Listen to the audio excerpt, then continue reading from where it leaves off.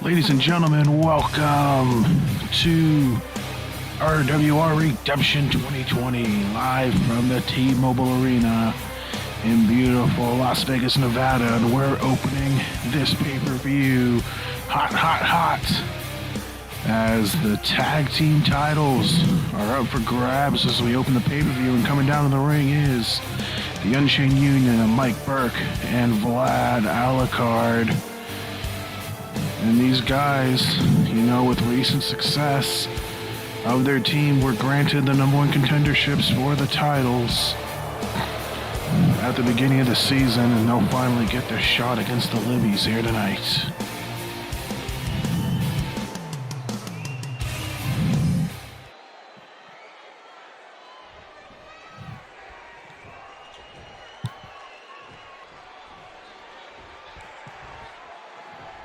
And here come the champs. First out to the ring is Sean Libby, former RWR World Revolution champion in his own right, and soon to be followed by his brother, Eric Libby.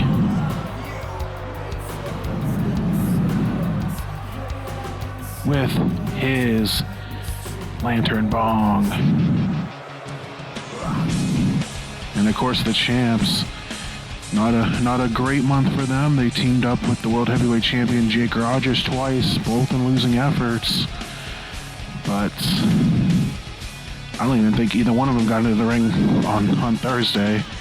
Mostly playing defense, trying to help Donovan Payne and Jake Rogers. But that might spell worry for the opponents, as the champs might be fresher than they expected. Of course, last month's pay-per-view, Rise from the Ashes 3 final, they defeated the Blue Gary Kudas to retain the belts that they won at Supernova 2 from them in the Golden Ticket cash-in. So, Libby's pick up a win here, and they'll have a nice little reign.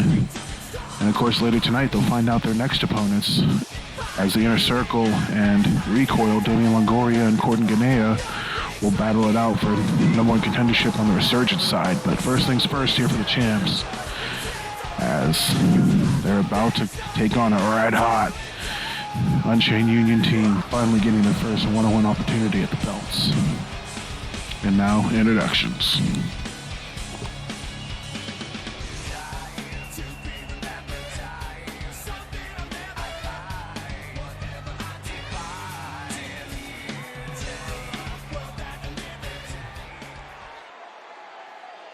The following tag team contest is scheduled for one fall and is for the RWR Tag Team Championships.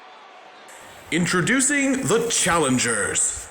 The team of Mike Burke and Vlad Alucard, the Unchained Union. Introducing the champions. They are the RWR Tag Team Champions, Sean and Eric, the Libbies.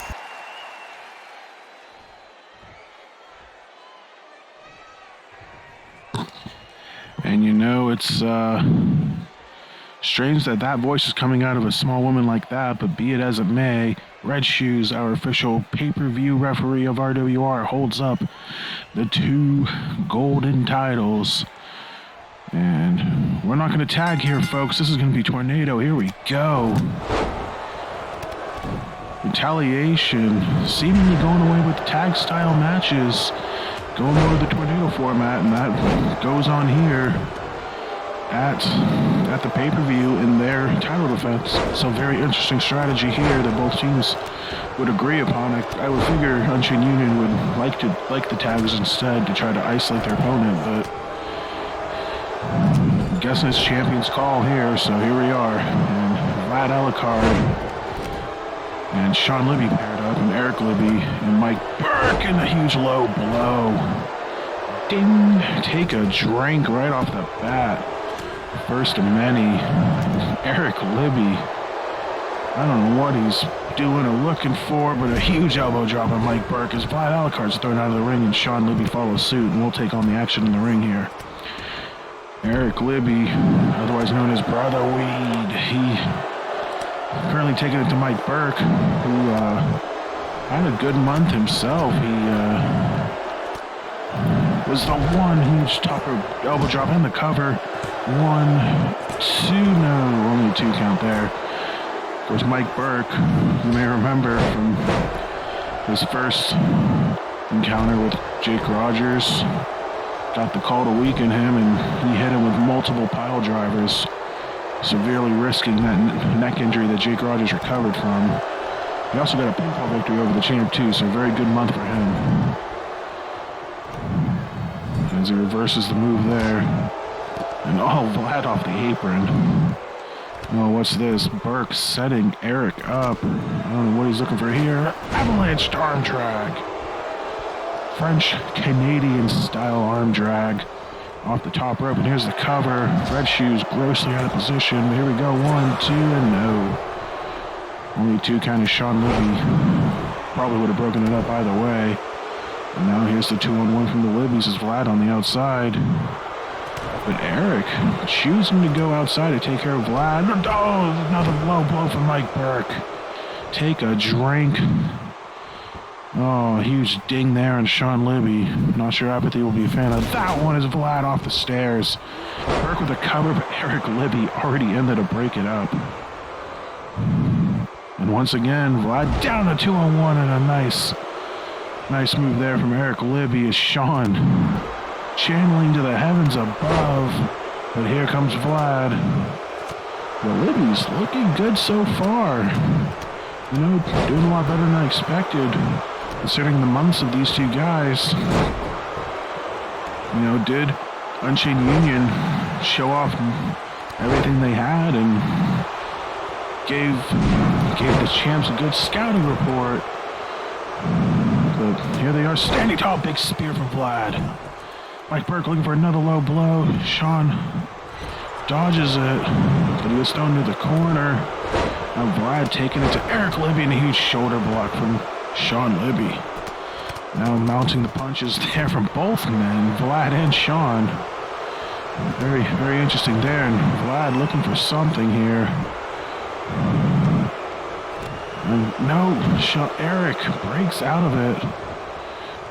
And oh no, Red Shoes barely got out of the way of that one. Sean Libby, the big move of his own on Mike Burke. I don't know, what's Eric thinking? He's got Vlad draped over the bottom rope there. A huge drive-by dropkick. As Eric Libby has Mike Burke in a submission hold there. Burke able to get out of it, but Eric on the top rope, big elbow drop. He's looking for the cover on Vlad. Burke's in a little submission, he doesn't even see it. 1, 2, 3. That's it, Mike Burke was distracted by his own move, unable to save his partner, and just like that, Eric Libby, the one to pick up the win here tonight. The winners of this match, and still the RWR Tag Team Champions, the Libbies. And Sean and Eric pick up defense number 2 of their tag titles. Great showing tonight, catching Unchained Union off guard. And probably the biggest one of Eric's young career so far. And the Libbies stand tall, and we'll be seeing them on the Green brand next month. As Redemption rolls on, and what a way to kick off the pay-per-view, ladies and gentlemen. Welcome once again, as our first title match ends in a retention, which could bode well in the future for our other champions. But there's 6 more on the docket tonight. But there's also a good slate of non-title matches as well, with big implications, including this one coming up. Eddie Cool going one-on-one with the Green Void. Of course, Eddie Cole trying to prove to himself and prove to everyone that he's not washed up and he's still got it. And looking to prove it against the Green Void.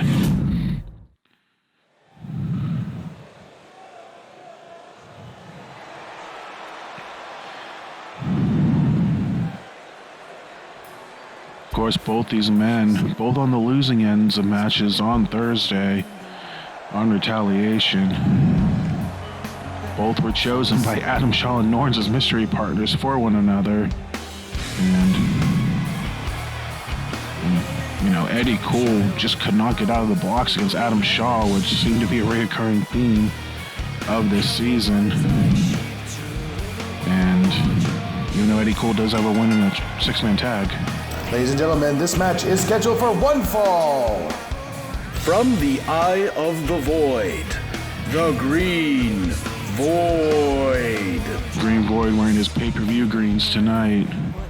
But again, these two squared off in the tag match, and you know, with Adam Shaw and Norns getting unfinished business, Eddie Cool decided to shift his focus on Green Void to again, you know, prove himself that he still has it. But once again, here's the Green Void, one of the scariest men in RWR. He's got his own match type that he nearly crippled Doug Shepard in at Beach Brawl last year. And you know, maybe for Eddie's sake, we don't see that match again.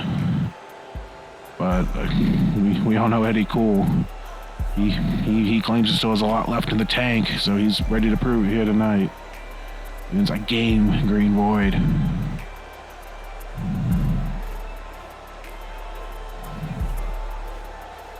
And of course, because it's a pay-per-view, LCE is gonna be wearing the suits, and Eddie Cool is no different.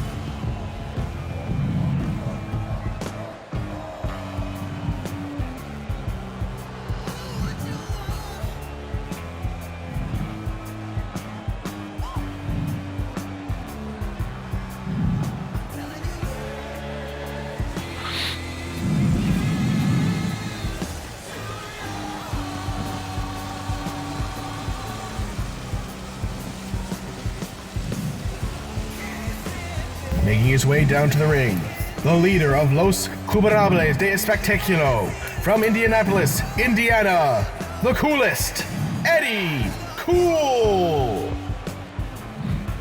And you know, you look at Eddie Cool and Green Void, you know, Green Void was, you know, #1 contender for the Revolution title just a month before Supernova. And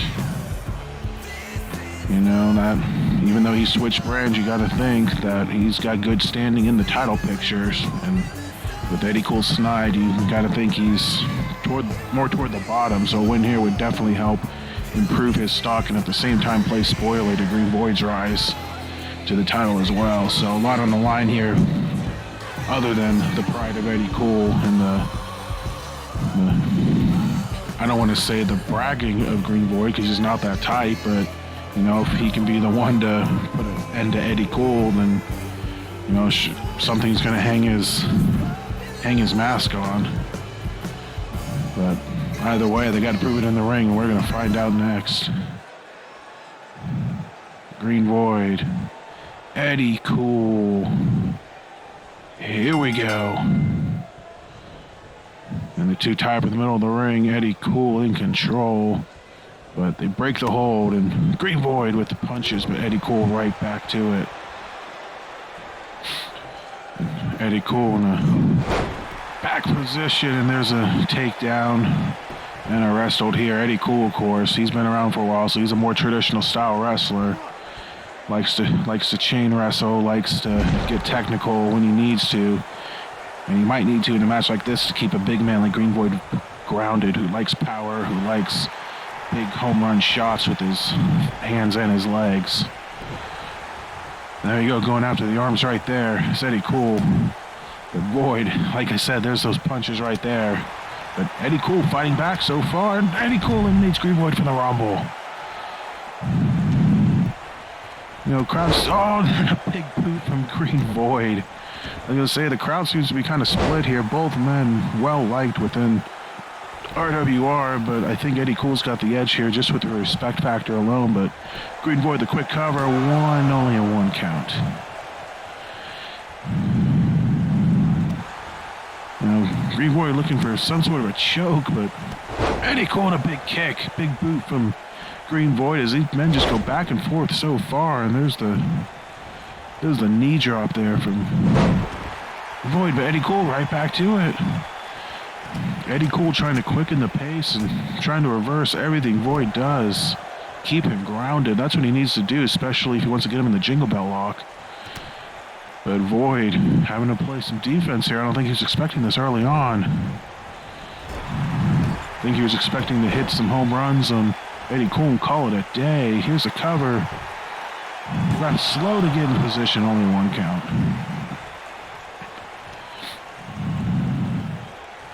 And again, Eddie Cool has an answer for Green Void's offense so far.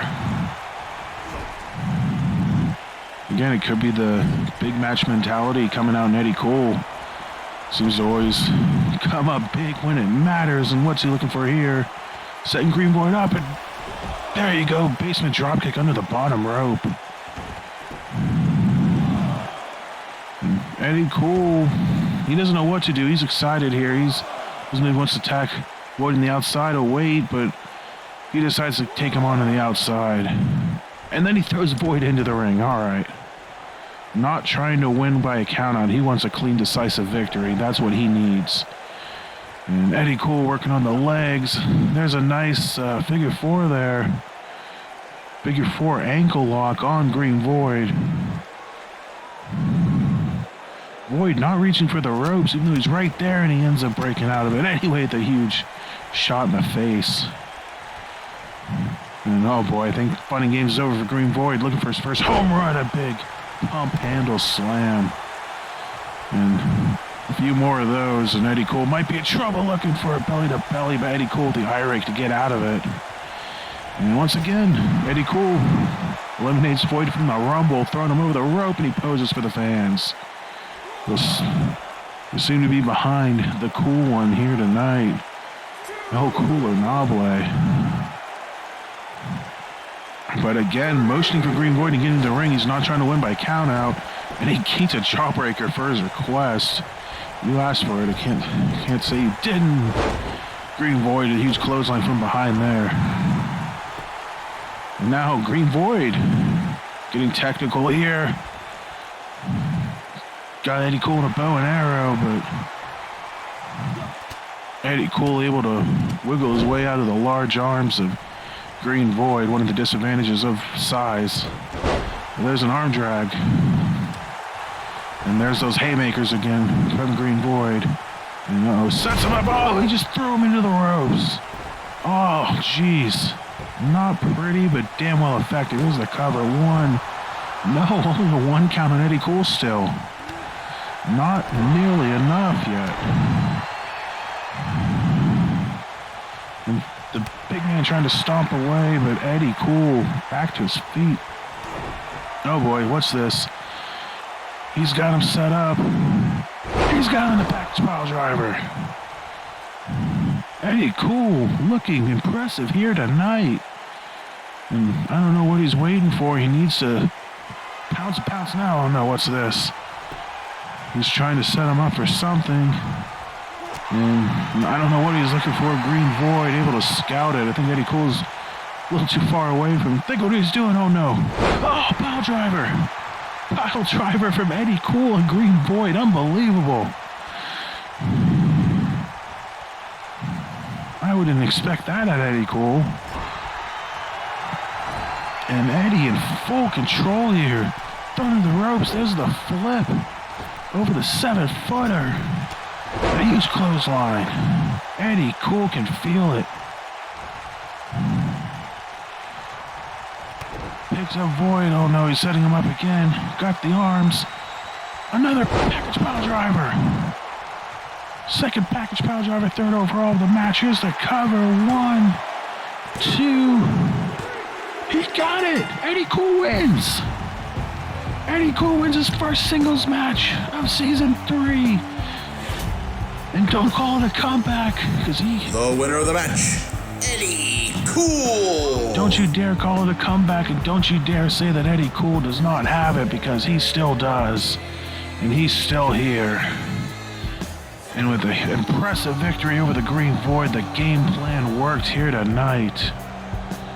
And he didn't even need the Jingle Bell lock. He went straight for the neck, and it paid off. Huge, impressive win for Eddie Cool for Green Void. a slip-up that you did not need right now. That'll definitely hurt in the rankings. And how about that, ladies and gentlemen? How about those first two results? Don't think many people saw those coming, but, that's what happens on the big stage. Big players come out to play. And we're going to roll right along here as we have our first resurgence match of the night. Max Silverstein goes one-on-one with Josh Wolf, a main event in any arena, but with the card we have here tonight, it's going to happen right now.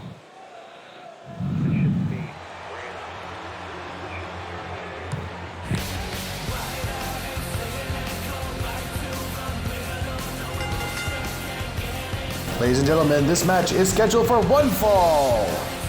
Introducing at this time, from New York, Max Silverstein. And Max Silverstein had a pretty good RFTA, but the one key win that a lot of people, including Josh Wolf, have been pointing at was when Max Silverstein defeated Josh Wolf, effectively eliminating him from RFTA. Josh Wolf, he had two very good tournaments in the first two editions, but fell short both times, finishing second in his block. And this year, I don't know what it was, but everyone seemed to have his number, and Max Silverstein just put an end to that. And Josh Wolf taking out his anger on Silverstein for his misfortunes. As even if Josh Wolf has a hand in running Resurgence, he has one main goal, and that's winning world title gold once again in his career. And so far in RWR, he hasn't even had a shot yet. On the way to the ring, from Richmond, Virginia, Josh Wolf. And that's the thing too, Max Silverstein, the first RWR World Champion, as King Crimson held the gold again. And, Josh Wolf, even though he's had a hand in running the show, he's been fair and just to everyone, but even though he's been a former tag champ, the frustration of not being able to get there to himself has been growing more and more and more. And especially I think it just boiled over at RFTA where, people expected him to finally get over that hump, but not only that, he just laid an egg. So Josh Wolf, of course, taking on his problem head on here tonight. And, taking on someone like Silverstein, who's many could consider a number 2 contender at this point. So a win here from Josh Wolf will surely help his case in future world title consideration, assuming he doesn't put himself there in the future. But we all know how that played out with Razor Sharp on retaliation, so I think Josh is trying to play it smart here and not lose his job. But, soon enough, enough's enough. And we'll see how Josh reacts to this, win or lose. But first off, he's got to take care of business here against Max Silverstein. And here we go.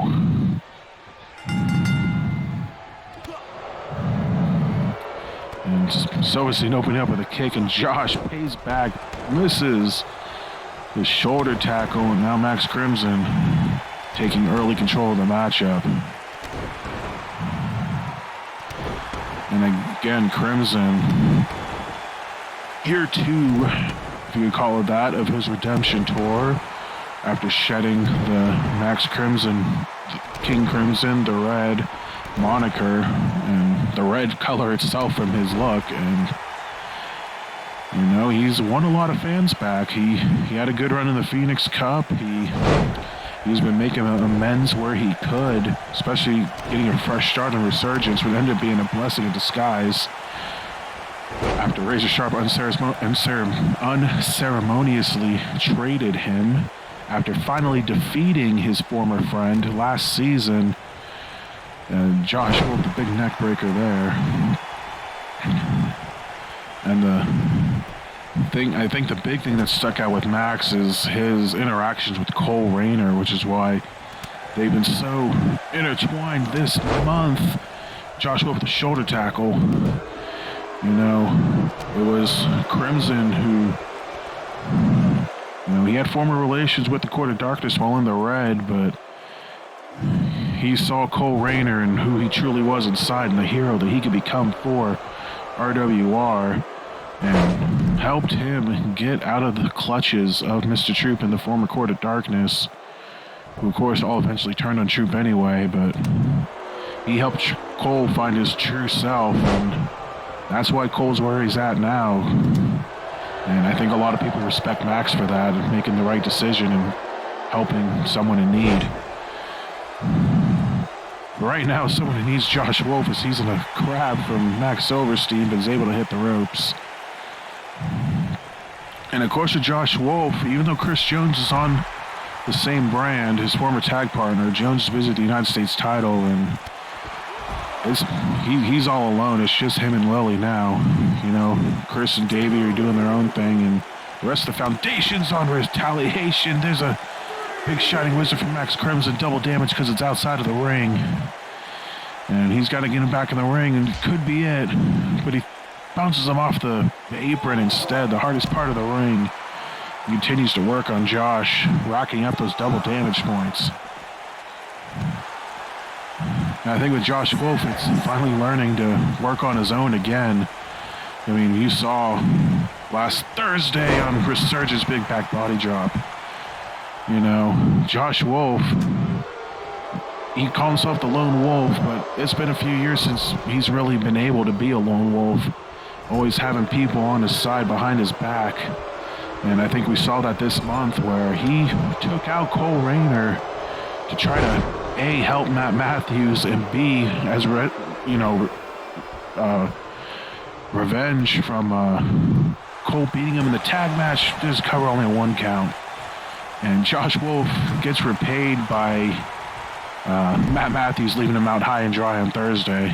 Even though Josh won, you know, just kind of shows that Josh needs to get back in the right frame of mind here and worry about himself. And Crimson to the top rope.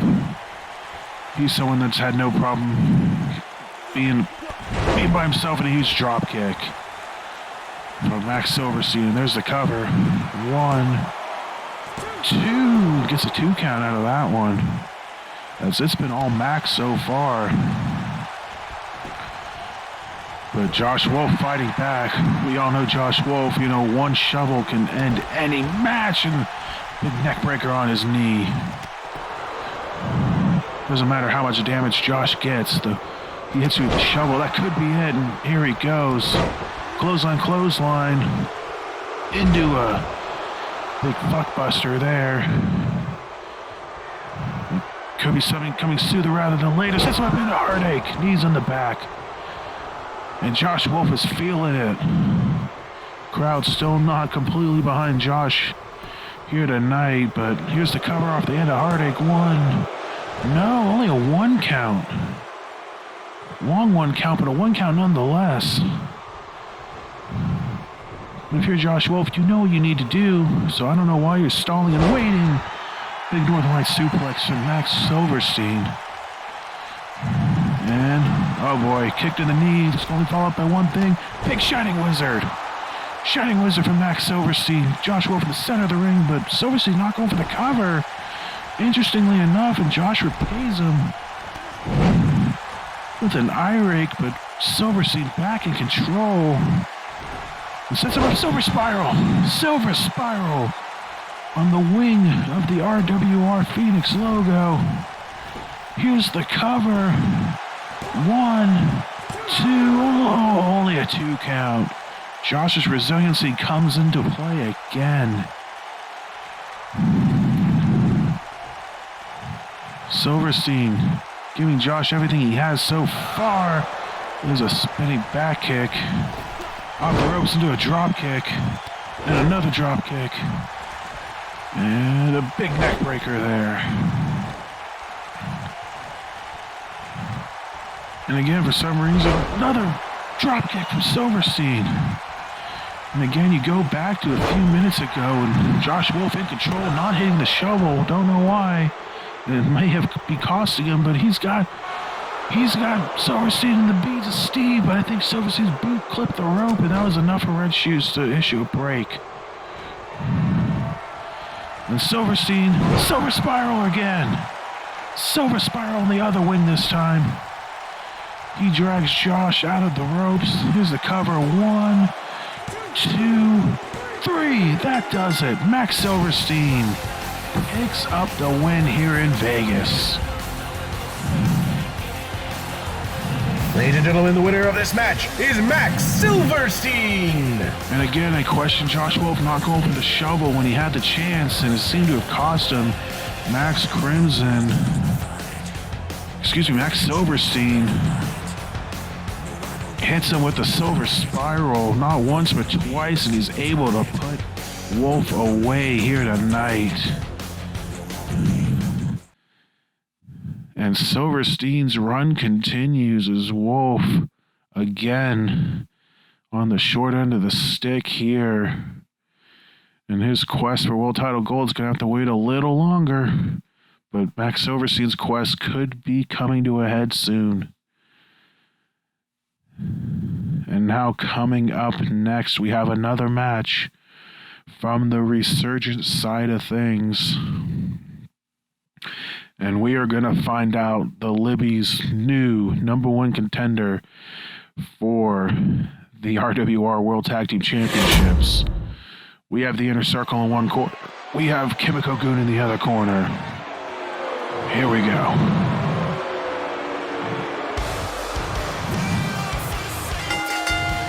Ladies and gentlemen, this is the final match in the tournament to crown the new #1 contenders for the RWR World Tag Team Champions.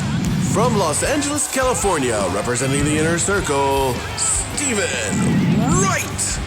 You know, if there's one thing this Vegas crowd can agree upon, it's they don't like the Inner Circle. As you heard, a big chorus of boos coming from the crowd as Steven Wright's music hit, and they're just going to continue as Chad Bryant makes his way to the ring. And on Thursday, the Inner Circle defeated the former champs, the Blue Gary Kudas, to get into this opportunity. And my question going into that match was, how will they figure out a way to win with Chad Bryant coming up short against Martin Starr, not at 100%? And the answer was this man right here, Steven Wright. Stepped it up big time and took it home for his team. And while neither man might not still be 100%, I'm sure they're feeling a lot better that they're on this pay-per-view and not at home watching like the Blue Gary Kudas are. And again, a win here could be a big night for the Inner Circle. Haley Shepard in a #1 contendership match of her own for the Women's Revolution title. And of course her husband Doug, the Revolution champion, has the big triple threat main event later tonight.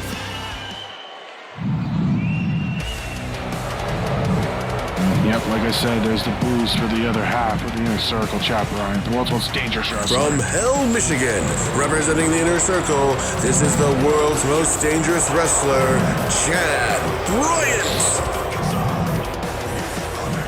And that's the thing about these two, even though they work well as a unit, they are both very accomplished singles wrestlers, both former WWO World Champions, both champions in other branches of EWA, and you know, the only thing really eluding them is RWR Gold, and they could get that opportunity here tonight, but it's not going to be an easy task because they take on, you know, a very game and rested Recoil team.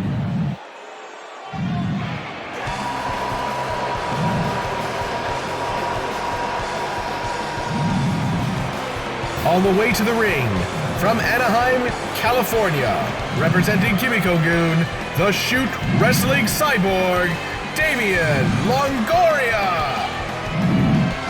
And again, Longoria entering the tag ranks with Ganea, basically as a plan B, since Stephen McGill Thunderstrike was champion at the time, but the cash-in put a wrench into things. But despite all that, Longoria and Ganea are here in the final. So they are getting the job done here, and while each man may want to be Revolution Intercontinental Champion at some point. They could get a nice consolation prize instead as World Tag Team Champions with a win here tonight and a victory over the Libbies in the coming weeks. Longoria looking good ever since having a poor RFTA after being a finalist in the second tournament. Here comes his partner. From Bucharest, Romania, representing Kimikogun, the Romanian arm crusher, Corden Ganea. And Ganea, of course, fell short of the Fatal 4-Way for the Intercontinental Championship at Supernova 2. And famously asked questions, raised a point on why he was left out of the RFTA tournament. You know, many question why he wasn't included, but management claimed it was because they had to shorten the field because they added a women's tournament, but either way, Ganea wrestling the season with a chip in his shoulder because he was left out of that tournament, wanting to make sure he's in the next one. And winning tag team gold with Damien could do just that, and we are underway here. Inner Circle, both in black, and recoil in match of white. As we start out with Longoria and Stephen Wright. Longoria, of course, a former EWA champion. Before the belt was quietly retired. In the offseason, Chad Bryant with a big cheap shot on Longoria. Longoria able to fight out of it, and it takes down Stephen Wright. And again, we talk about the different rules on Retaliation Resurgence.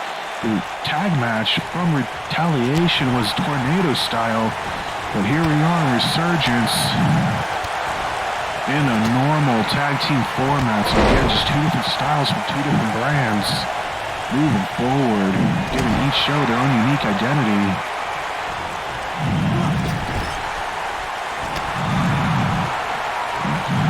Stephen Wright, big butterfly German suplex. Full Nelson suplex on Damien Longoria. Ganea looking for a tag, did not get it. And if anything, Stephen Wright focusing on that tag arm, and I don't know what that was, but might want to focus more on attacking Damien Longoria, former United States champion as well. Very accomplished wrestler in the EWA. And there's the DDT, a little DDT there from Stephen Wright. But Longoria fighting back, taking out the leg. Stephen Wright, a huge neck breaker there. Street checking neck breakers. Longoria in control. And again, you talk about Kimikogun and how the plan didn't quite go as they expected, especially when they lost nearly half their group in the draft, losing Team Pakumas and Kenji and Azami K. Sato. But, you know, so far so good, even if Gil, big super kick. And straight jacket German suplex, there's the bridge, but Stephen Wright had the ropes. Chad Bryant may have kicked the ropes toward him, but he had it nonetheless. Rich Hughes let the break happen. Driving to the corner. Ganea giving a cheap shot back, a little receipt from Chad Bryant. But, in a circle, Wright looking for the splash, no water in the pool. And these two continue to go at it. Like I was saying earlier, Kimikogun, they lost half their ranks in the draft, but no problem as Ganea's tagged in. As even though Gil did lose his title, he has as good a chance as any to win it back here tonight. And the other members making the most out of what they got, and they could end up with a World Tag Team title shot when it's all said and done. Ganea, the mat grappler, showing off his skills to Stephen Wright. And connects to the neck breaker.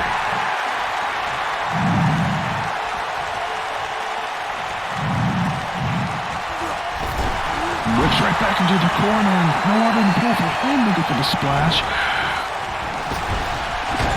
And this time, Wright's splash connects. And looking to go Broadway here on his own. Picks up. Ganea hits him with the right stuff. The right stuff connects on Ganea. This could be over already with no tag. Here's the cover. 1, 2, no. Only a 2 count. Ganea kicks out. Much to the delight of the crowd with Stephen Wright not done. Picks up Ganea again. And hits him with another right stuff. The second time. Second in a row. Cover again. 1, 2. No! Ganea kicks out again. Stephen Wright can't believe it. He's going right back to the offense. I don't know what he's looking for, but Ganea able to scout him again. Chad Bryan looking a little restless and he wasn't tagged in. Again, the one on the poop of Ganea looking for the splash. But he comes right back in. Oh, how about that move? Reverse Michinoku driver. Here's the cover. And Chad Bryan in the ring to break it up. Just restless enough to get into the match. He breaks up a pinfall that probably wouldn't have ended the match. But Ganea setting up Stephen Wright. Chad Bryan out of the equation. There's a neck breaker. Big neck breaker from Ganea. Here's the cover. 1, 2. He got it. The arrogance and ego of Stephen Wright ends up costing his team. The winners of this match, and now #1 contenders for the RWR World Tag Team Champions, the team of Courtney Ganea and Damian Longoria. The arrogance of Stephen Wright cost his team the match, refusing to tag in Chad Bryant. And the teamwork made the dream work for Recoil as Damian Longoria and Courtney Ganea are your new #1 contenders. And they'll have a date with the Libbies for the gold next month. Congratulations to them. And for the Inner Circle, they better hope this doesn't repeat what could happen to the other members going into tonight. But now coming up next, back on the retaliation side, we got Faith Rogers, we got Catherine Isogen going one-on-one here. And of course, the story here is in the first retaliation of the new season, we saw Hope Rogers defeat Isogen one-on-one in a contendership match for the title. Ladies and gentlemen, this match is scheduled for 1 fall. Coming down the aisle, from the Ghost Pirate ship of the Rogers Foundation, Faith Rogers. That we'll see later tonight. Of course, Adeline Ward and Hope Rogers for the title later tonight, but Isogen took plenty of exception to losing that match. Of course, she's a former Women's Revolution champion, lost her title at Supernova, and then was traded to the other brand, not getting her rightful rematch for her belt. But of course, since she's not in the brand with the belt anymore, that's null and void. So taking much exception to even being in a contendership match, and of course losing it to Hope in a match she believes that she should have just been given, and decided to take it out on Hope's mother, Faith, who, if you know Faith, she's going to do anything to protect her family and defend her family, especially little Hope. And Faith basically said, if you want some, you come get some. And this is what's happening tonight. Of course, Faith and Hope on the losing end of 2 tag matches leading up to this pay-per-view, both losing to the Legion of Zoom and then losing to Ward and Isogen. So not exactly on the best streaks right now, but you know the Rogers, they don't turn down the fight. And here comes Isogen. From Japan, this is Catherine Isogen. And again here, you know, questions arising. Of course, this is Adeline Ward's first title defense later tonight, so no rematch for her yet. But if Hope wins the title tonight and Faith Rogers picks up the win here, we could see mother and daughter for the title down the line. And on the flip side, you know, Ward wins and Isogen wins here. We could see them down the line. But first things first, Here we go. Can only what if and speculate to death. We're going to get results of the ring. Isogen, drop kick and a kick again. Of course, the bare feet look, hurts a little more than a boot. Doesn't have that little bit of padding. And of course, the new look Faith Rogers, her and Jake dropping the Ghost Power persona, going back a little old school, and it seemed to be working so far. At least for Jake, anyway. Going back to their roots, especially with the family back together and all on good terms. Davey back into the fold. And Isogen gets Hope into the corner. Both women former champions. Faith, former women's champion, former women's Revolution champion. The only woman, I believe, to hold both titles so far. And of course, Isogen, former Women's Revolution champion in her own right, winning the belt in her second ever official RWR match. And both women as well, former EWA Women's champions. Faith actually won it from Isogen, so a little bit of history there. So Isogen, of course, she's going to have that in the back of her mind too. The Rogers just taking everything away from her in her mind. As Faith, breaks out of that hold, and there's the leg sweep. But Isogen back to her feet, a nice Hurricanrana reversal there, but Hope picked the face. And both women back at square one as Isogen whipped to the corner. Faith looking for the knees and nothing doing. Needs a drop kick, barefoot drop kick. Again, those kicks more powerful because Isogen not wearing boots. Those feet hurt. That's bone and flesh on bone and flesh. Oh, and a big kick to the face there. Isogen standing tall so far. Just stomping away on Faith Rogers. Anything that moves, she's kicking. And the crowd trying to will Faith Rogers back into this. And off the ropes, a huge Japanese-style arm drag.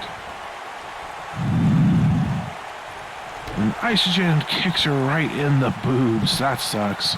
Here's the cover. 1, 2. No, already a 2 count on Faith. And she hasn't really been able to get out of the block so far, but sweeps the leg there, and hey, this could be her window. But no, another takedown from Isogen, and she's back in control. Oh, big German suplex. Using the ropes as leverage. And again, Faith into the ropes, and then eats the knee. And Isogen going to the top rope, looking to end this one early. What's this? Oh, diving stomp from the top rope. Oh, boy, that'll take the air out of you. 1, 2. And it did. That's it. It's over, just like that. The winner of the match, Catherine Isogen. And Catherine Isogen just didn't let Faith get out of the gates, took control from the start, and walks away with a dominant victory here tonight. Very impressive win from Catherine Isogen. And, you know, if I'm the champion, I'm worried going into next month. As Isogen just took full control of that match, and Faith could not get anything going. An absolutely dominating performance from her. Congrats to her. And coming up next, we have our second championship match of the evening. Lionheart defends the Intercontinental Championship against Andre Baker.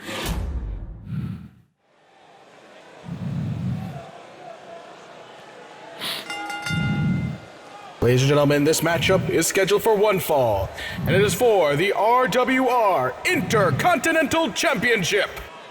Again, an impressive voice coming from a small woman like that, but be it as it may, ladies and gentlemen, here comes the big effing deal, Andre Baker.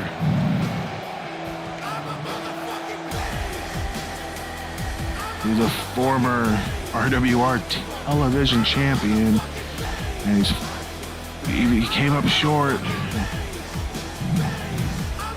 in the quest for United States gold last season, but Andre Baker getting his first one-on-one shot at major gold, a championship with impressive lineage that he can add to.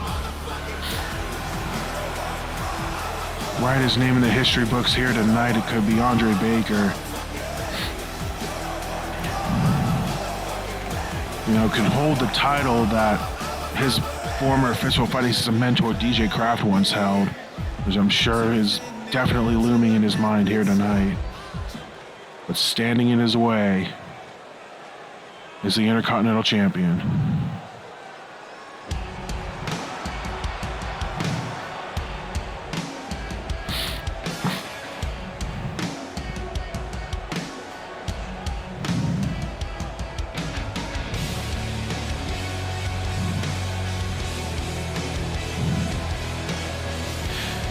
And of course, the newly christened Connor Lionheart, formerly Connor Spalding, getting a lot of criticism in his reign as Intercontinental Champion, many calling him a paper champion.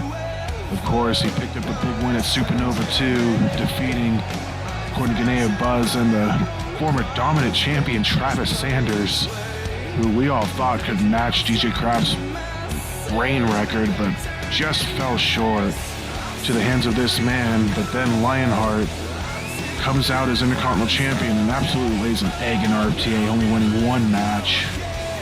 But he won the one that mattered, and that was his defense against Travis Sanders at the pay-per-view. But despite that, many people still calling him a paper champion, not buying his reign, and a win here over Andre Baker could certainly prove his reign. Baker won a number one contendership match against Jay Era earlier this month. And of course, Lionheart, their only encounter was in a six-man tag where Lionheart teamed up with former partner Jack Johnson and his partner Shinigami Brooks in a winning effort over Baker and former FFS stablemates Jack Phoenix and Honeyroy Palmer. And that's what it's all about, the RWR Intercontinental Championship. And here go down the ring for introductions.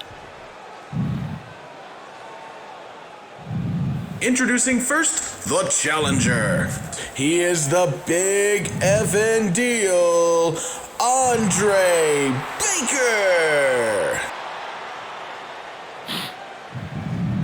Introducing the champion. From London, England, he is the RWR Intercontinental Champion, Lionheart.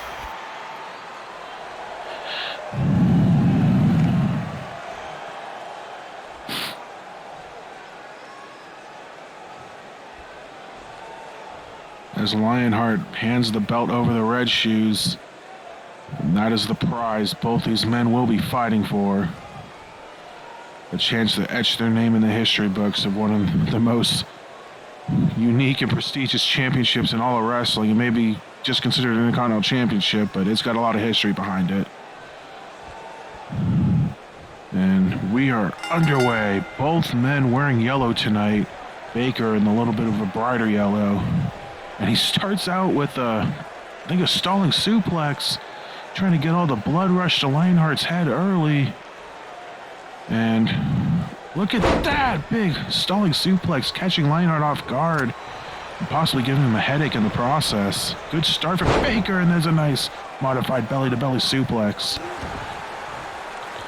And Baker coming out of the gate strong. You know he wants that title and wants to share the same lineage as his mentor DJ Kraft, but Lionheart looking to defend his reign as champion, retain the title once more, and prove the critics wrong that he is a dominant champion. But he's going to pick his spots. He's going to rest when need be. And he's going to strike when it's open. But Baker, no slouch in his own right. The Season 1 Rookie of the Year, had a tough sophomore season, but turned it around during the second half and started climbing his way back up, winning the wild card spot in the RFTA tournament for his brand as he eliminates Lionheart from the Rumble. Winning the retaliation as he was drafted over there. The retaliation wild card spot. There's a big Samoan drop to the outside. Double damage to the champ. And Baker picked up some impressive wins in the tournament, and you know, he's finished mid-table, which is nothing to sneeze at for a debut. So can find ways to improve, but you can also hang your hat on that as well. As Lionheart thrown back into the ring, Baker again in control, whips the champ into the corner. Oh, he took out Red Shoes, but Lionheart taking advantage of Red Shoes being down. He's grabbing Baker by the back of the neck like he's a cat, and he's going to drive his head into the turnbuckle with no sign of a break. And of course, as soon as Red Shoes is up, you know, say what you want about Lionheart, but he only cares about one thing, and that's keeping the gold. Here's the cover. Only a 1 count on Baker. And again, if Baker were to win the title here tonight, Lionheart is entitled to a rematch. So it's not the complete end of his championship endeavors yet. But Lionheart wailing away on the leg of Andre Baker. He's trying to set him up for something, but Baker blocks the kick. And he grabs the leg, half Boston Crab, the young boy special, but Lionheart had the ropes. So what does Baker do? He drags him away from the ropes. And then he works on the leg a little more, trying to keep Lionheart grounded. But Lionheart fighting back in a mini attitude adjustment. And then a big clothesline from the big effing deal. And he picks up Lionheart into a snowplow in the center of the ring. Baker moving to the top rope. He could be setting him up for the big effing deal. Yeah, he's standing him up. He's trying to find his window. Baker gets him. Big effing deal from the top rope. This could be it. We could have a new champion. Baker drags Lionheart to the center of the ring. And a big elbow drop from Baker. And here's the cover. One. No, only a 1 count. Mr. Resiliency. Lionheart is out early tonight. But Baker looking to end it right here, right now. He's got the head. He's up and he's down. Big effing deal. Not an avalanche version. Here's the cover. 1, 2. No. Mr. Resiliency kicks out again. But Baker, he's right back to it. He's got that Fitchwell fighting system training under him. But Lionheart with the kick, staying alive, and he hits a DDT of his own. Lionheart kicking out of an avalanche big effing deal and the regular big effing deal. And he's on the ropes here, but he's not out yet. We don't know anything about Lionheart as he steps out of the way of a jumping attack from Baker. We don't know anything about Lionheart. He's resilient. He's a hard get. Oh, and he hits him with the pedigree. Okay. That's a move. A pedigree from Lionheart and Baker taking exception to that with the arm drag. And now these two just slugging it out. Another clothesline from Baker. Into the knee drop.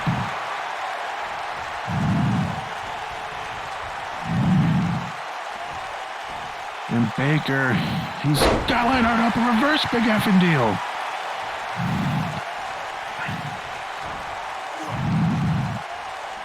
Into Snake Eyes off the top rope. Baker looking to put the finishing touches on this. A huge chop to the chest. It's welting red. Into a modified Death Valley driver. He's moving up to the top rope. He's looking for the finishing blow.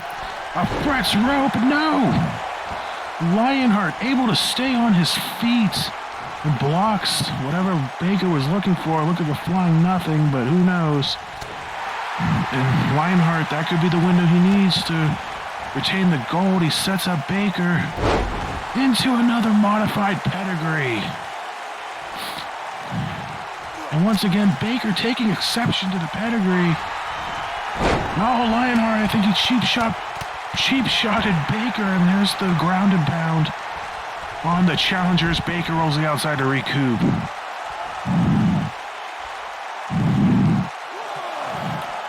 Lionheart wishing him back in the ring. He's not trying to win that way, and instead eats a neck breaker.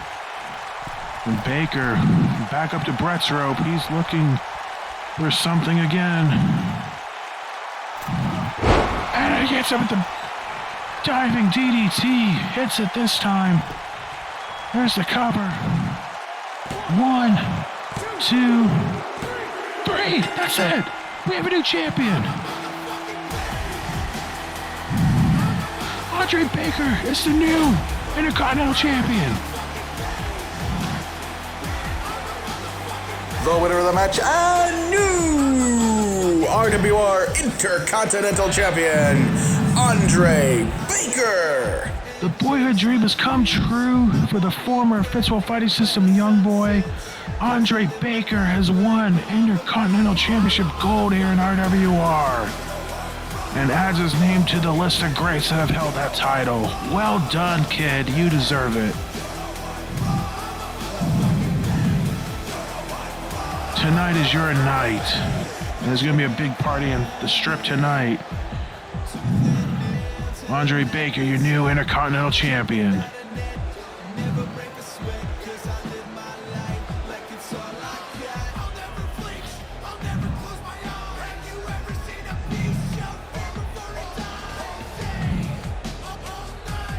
And Baker soaking it in, the cheers from the Vegas crowd. Absolutely loving it here. And well deserved. Take as long as you need to. You earn that belt.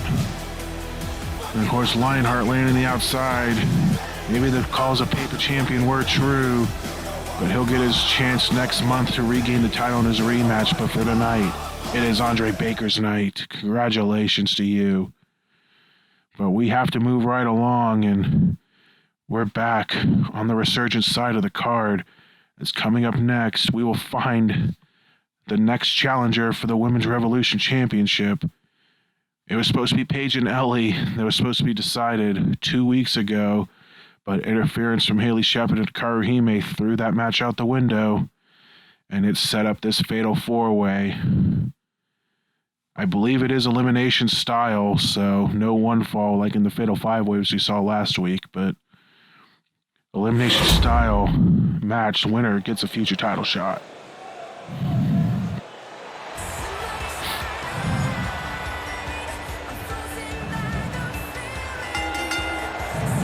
The following is a fatal four-way elimination contest to determine the number one contender for the RWR Women's Revolution Championship. From Nags Head, North Carolina, representing the Ages of Pain, the Goddess of Tomorrow, Paige. Paige matching the arena aesthetic here tonight, purple and gold. Of course, I said this on Thursday, but many people thought she would have won the match before it got thrown out. Of course, many other people in the camp of Ellie Richardson, but Paige is going to have to prove it here tonight in a four-way to truly show that this is her title opportunity. And just like Paige needs to prove it, so does this woman. From Windsor, Ontario, Canada, Ellie Richardson. Of course, like we saw a couple weeks ago, rechristened as Ellie Richardson after marrying Danny Richardson in the offseason. But just like Danny could get a shot at world title gold later tonight in his number one contention match against DJ Kraft, she could follow suit in a win here. And, even if either one of these ladies falls short here tonight, there's questions going to be raised of a fair shot at number one contendership since their original match was thrown out due to the next two ladies coming out to the ring. But if you get the job done, then there's no questioning, no what ifs. You're there. So they just got to get the job done here tonight and not think about the last couple of weeks. Ellie, of course, the final two in the women's four-way for the Revolution title at Supernova. just falling short to Bella Angel, so I'm sure she'd like to get her hands on her once more. But standing in her way is the woman that almost won the RFTA tournament this year. From Akihabara, Japan, Hikaru Hime. And like I said before, she was a last-second replacement for an injured Apathy, and she made the most of her opportunity running the table up until the final where she fell short to Goddess Dawn. But an impressive run nonetheless that ultimately got her into this match after her attack on these two ladies. So if there's a favorite, I think, going into this match, it's got to be Hikaru, just on the streak she's had so far. But again, Hikaru lost the tag team match on Thursday, getting pinned by Paige, so she's not immortal. So we'll see which Hikaru shows up here tonight. And of course, Hikaru, former women's champion, former women's tag champ, looking to be the first one, the first of very few that are able to become the women's Triple Crown champion.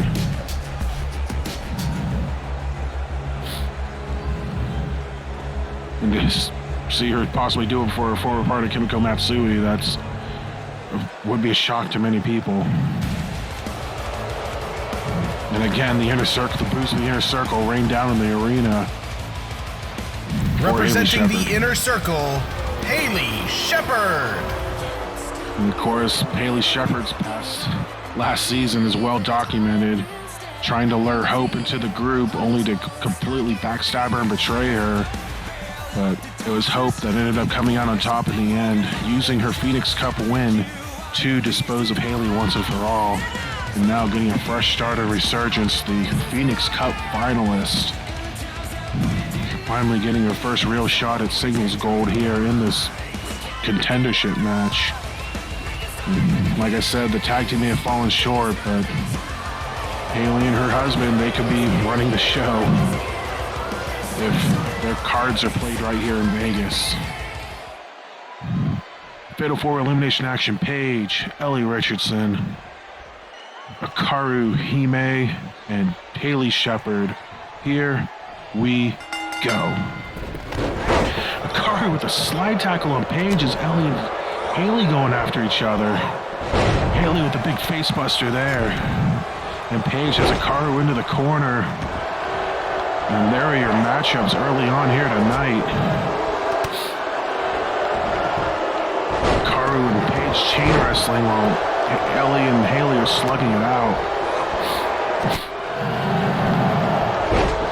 And Hikaru with the big German suplex, Ellie eliminated from the Rumble, but now Hikaru going right after Haley.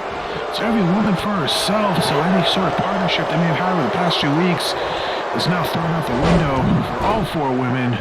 Now flip over from Haley, there's the cover, 1, no. Only 1 count, now Paige and Ellie going after each other.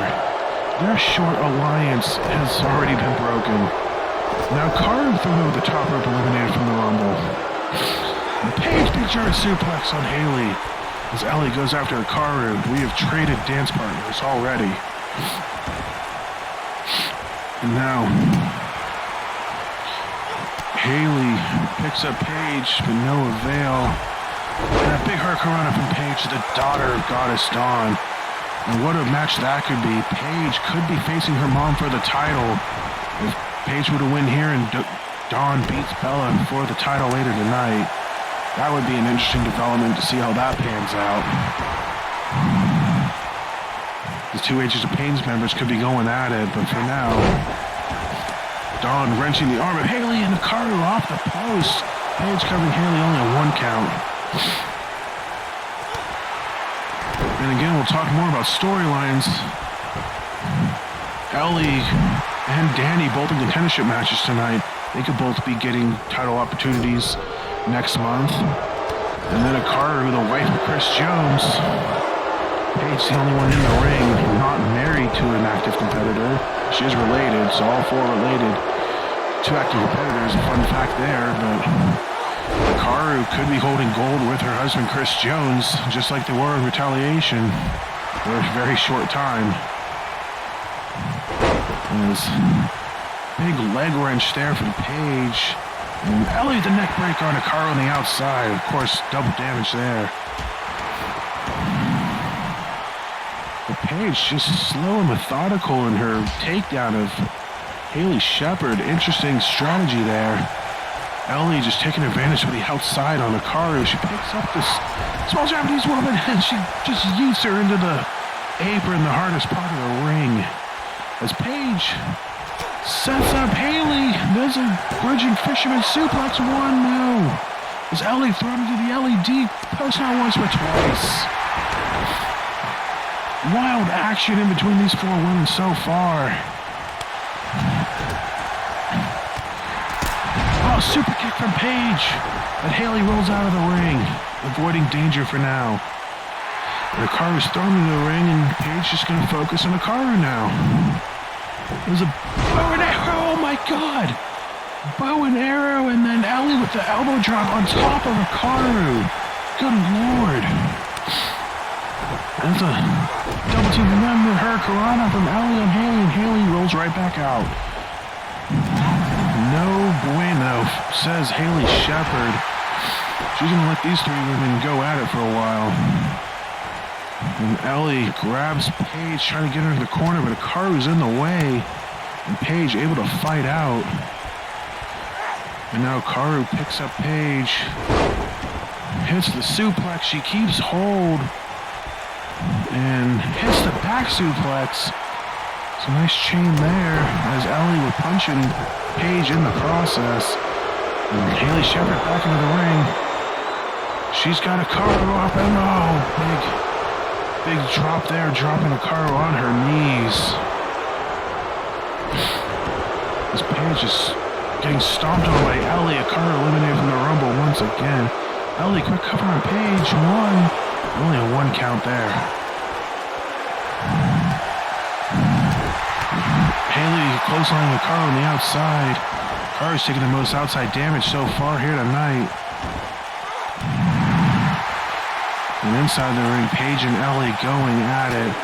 And Paige picks up Ellie. There's a snowplow in the center of the ring. That could be it for Ellie. Here's the cover. One, two, no. Two count. Ellie kicks out. And Haley would shoot headbutts on Hikaru. Good lord. This tells you how much this title match means to these ladies. Paige, abracadabra kick. On to Ellie. That could be it. Here's the cover. One, two. No. Two. Ellie kicks out still. Paige. Can't believe it. Lets out her inner rage. And Haley off the announce table. Look out, guys. As the two just going at it. Meanwhile, in the ring, Paige, another snowplow onto that center logo. Hikaru and Haley back in the ring. Ellie able to get back to her feet. There a call from her. Hikaru is Haley at the Queen suplex. Bridge one, no. Haley kicks out. And now Ellie and Hikaru, the only two in the ring. It's a Guri kick. From Ellie to Hikaru. As Paige and Haley recovers, Ellie does a snapmare. And oh, cartwheel splash. Great move there. Here's the cover. And Haley broke it up. I was gonna say I don't understand that, but Haley wanted the glory for herself, and Ellie said absolutely not and broke up that pin as well. Selfishness taking over here, and there's a meltdown from Ellie. She calls out the apple core. Cover one, two, three. She got Haley Shepard has been eliminated. Ellie takes out Haley Shepard with the apple core, and we are down to three. Hikaru thrown around the ring again. But don't celebrate too much. Paige with the headbutt to the outside, and Ellie now on the apron. And the rough night continues for the inner circle. That could spell doom for Doug in our main event. But the crowd loving the elimination from the inner circle. Ellie probably winning over a bunch of fans with that elimination as they are behind her now. Despite who she's married to. And now Ellie taking it to Hikaru, flips in the corner, dodges the clothesline, and there's the down clothesline of her own. But again, don't get too excited because Paige is right there to capitalize, but Ellie scouted at that time.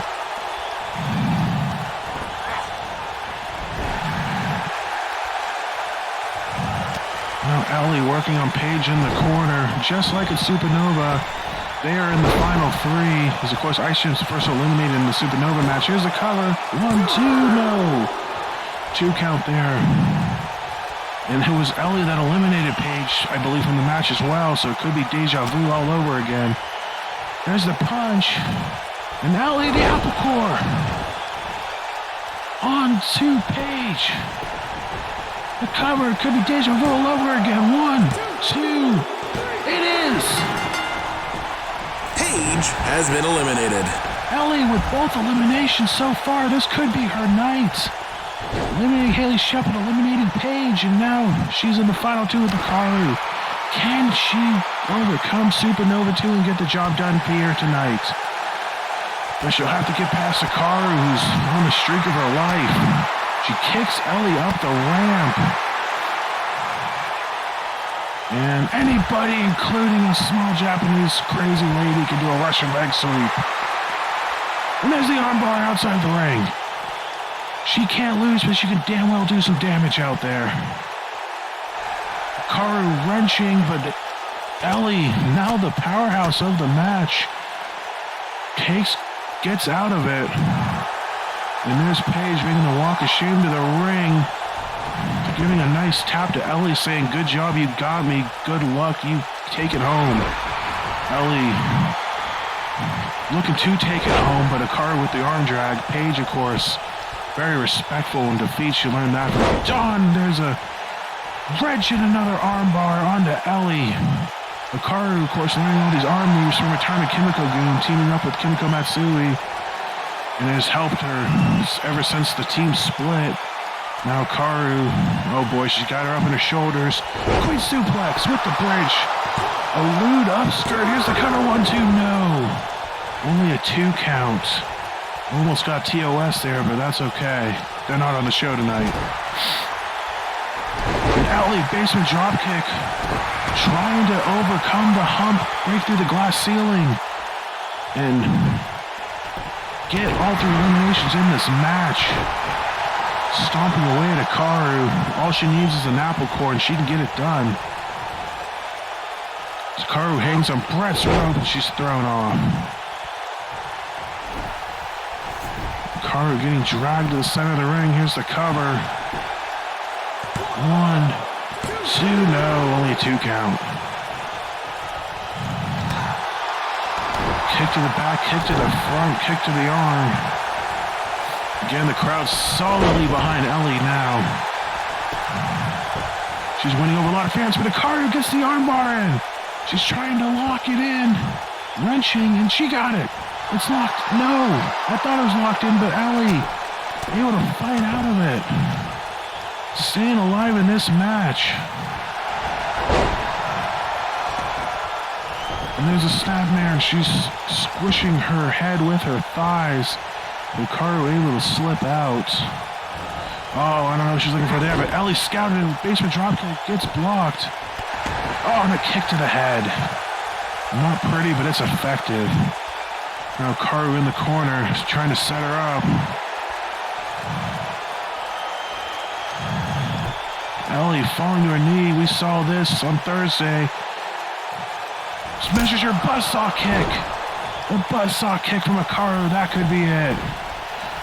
Drug to the center of the ring. Here's the cover. 1, 2, no!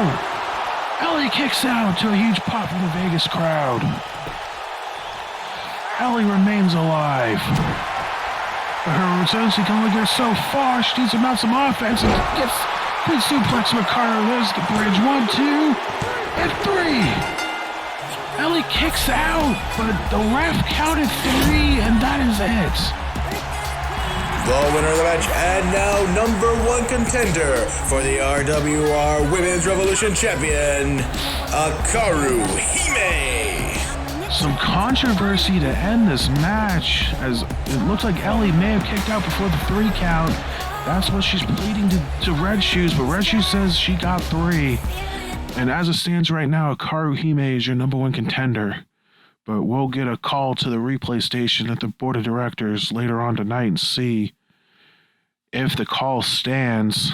Ellie throwing the proverbial challenge flag, but as it stands, Hikaru Hime, your number 1 contender via Queen Suplex pin. Ellie got the other 2 eliminations, but once again falling short of her goal. Got to be heartbreaking for her. Coming up next, probably the match I was looking forward to most. RWR United States Champion, Big Bad Buzz, bigger, badder Chris Jones. This is going to be an absolute slugfest coming up next. The following contest, scheduled for one fall, is for the United States Championship. Again, I still can't get over that that's her voice. Pretty cool. What else is cool is here comes Buzz. In his war camo tonight, he means business. Beat Jones in his open challenge. Pinned Davey in their tag team match. Buzz finally trying to get over the hump and gain RWR gold. He's going to have his toughest challenge yet facing him. He beat Jones once, but did he show too much? Can he beat him again? We will find out. But Buzz ready for war, and that's exactly what this match is going to be. Goddamn war.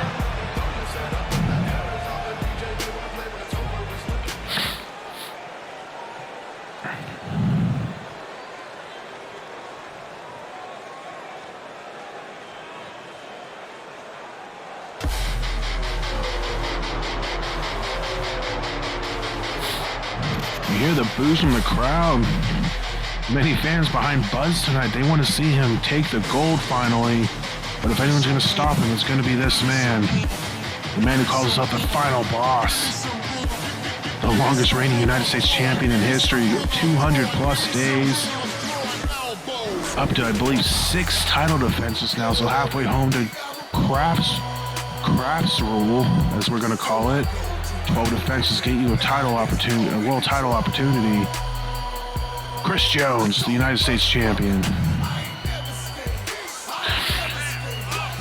And if his theme tells you anything about this man, Chris Jones, the new Chris Jones, absolutely is never scared of anybody. And that includes a man like Buzz.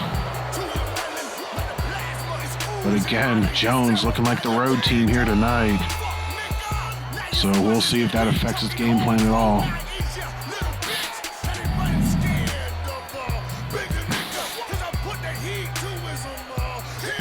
And we take it down to our ring announcer for title introductions.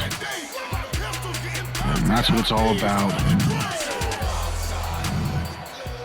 Introducing first, the challenger. From Dallas, Texas, this is Big Bad Buzz. And again, the big pop from the crowd. They want Buzz to finally get it done Introducing tonight. the champion, The United States Champion, Chris, the final boss, Jones. And you got some boos, you got some weaker cheers for Jones. He's got his fans, but I think we know who the Vegas crowd's picking tonight. We know who they bet on. It's hard to call Buzz an underdog in this match, but with a man with the reign that Jones has, you kind of have to. And that's what it's all about. The white gold belt representing the United States of America. Buzz, Chris Jones, here we go. This one might not last long, so don't turn your head. Buzz, big takedown on Jones. This one might be short and sweet, as the two are going to slug it out. Oh my God, Buzz caught Jones. Oh, I thought he was going to lift him a little higher than that, but he didn't. Oh God, but we saw Buzz lift Jones earlier this month. It is a possible feat. It's Jones. Oh man. So if you wanted a match that represented America, I think this might be it. Just two behemoths absolutely slugging it out. Clothesline that normally takes any man down. Just knocked Jones back. And anybody, including a monster, can do a Russian leg sweep. And that took down Jones, but not for long. Jones back body drop. Buzz retaliates with a back body drop of his own. And like I said, it won't be pretty. It's going to be a big slugfest, another big back body drop. And a kick to the back. They're trading him back and forth. Oh my God. Oh my God, Jones just picked up Buzz from the ground. He's pressing him. He's literally military pressuring him and then drops him down. It's at least a good 10 feet in the air. And Jones, big boy senton. Good Lord. Oh, looking for that big kick early, but Buzz got out of the way. And Jones trying to set something up. Buzz didn't have it, and I think Jones is looking for that cartwheel kick. Didn't catch all of it, but got Buzz to the ground regardless. And a cannonball as Buzz falls out of the... Oh my God! Buzz fell out of the ring head first and hit the stairs. Oh my God. Jones going to take advantage of that move. I don't think he intended it to do that, but it might have hurt Buzz's head. Oh my God. Buzz may be working with a concussion right now. Rolled the wrong way, ate an elbow chop, and he just got right up like nothing happened. Good Lord. This is unreal. As Jones stands up to the corner. Oh my God, what's Buzz doing? Oh, just looking for the stiff punch, but nothing doing. I think Red Shoes might have gotten in the way there. And Jones picks up Buzz. Oh my God. Fakes him out and then clobbers him with an absolute shot. He picks him up again, but Buzz fighting out of it this time. It's going to take a lot more than that to take down this man. He's only lost one KDF match his entire career, and that was to Gordon Ganea. Jones to the apron again. And again, oh, he got the forearm this time. Running start, and now here we are to the outside. No, Buzz rolls back into the ring. No, he wants to keep it in the ring. Buzz, a former accomplished cage fighter, surprisingly enough, does not like working on the outside. He likes to keep it contained. Oh my God, what a fucking lariat. Excuse my language, but that's my reaction. Another big boy senton. And again, the crowd behind Buzz not liking Jones on the offensive. But Buzz, look at the Superman punch, no dice. And Jones just with a simple takedown. Oh, he's signaling for the end. He thinks this is it already. He's got Buzz and throws him over the top rope, eliminating him from the Rumble. And the outside is where Jones thrives, and he's going to take advantage of that. No, looking for that wheel kick, cartwheel kick again, no deal. And Buzz right back in the ring. He doesn't want to be out there. He likes the confinement. Oh my God, he's picking up Jones like he's nothing. Into the torture rack position, into a neck breaker. Holy shit. And there's Buzz. Posing for the crowd, he's setting it up. What he's looking for, how about a clothesline? Another huge clothesline. Into a drop kick. Buzz off his feet for a rare occasion. And he's, oh boy, he's calling me one thing. Picking up Jones with these, a big brain buster. Here's the cover, we could have a new champion. 1, 2, no. Jones kicking out at 2. Champions 1 for 1 here tonight. Excuse me, 1 and 1 here tonight. Libby's retained. Lionheart lost to Baker. And a big punch and leg drop from Buzz. Brother.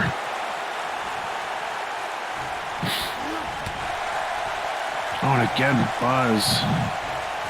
You know, if he wants to win, he's got to hit that screwdriver, but it took 4 of them to, oh my God. 2 battering rams just blocking each other. But Buzz gets the better end of that. The counter, the shoulder block, and a pose for the crowd absolutely loving every second of this match, me included. But again, you got to think about Buzz took 4 screwdrivers to take out Davey. It might take more to take out Jones. Oh, pop a powerbomb. Oh, and the crowd absolutely turns on Jones. They don't love that at all. Jones, there's a clothesline. The end could be near for Buzz. Another clothesline. Third one. Buzz into the corner.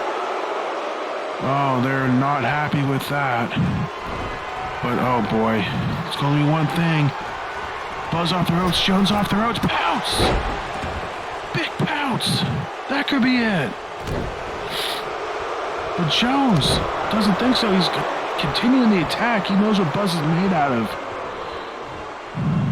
He knows to keep the offensive on Buzz and not let him get any of his moves in. Jones again looking to end this. Oh, big kick and an elbow. KTFO.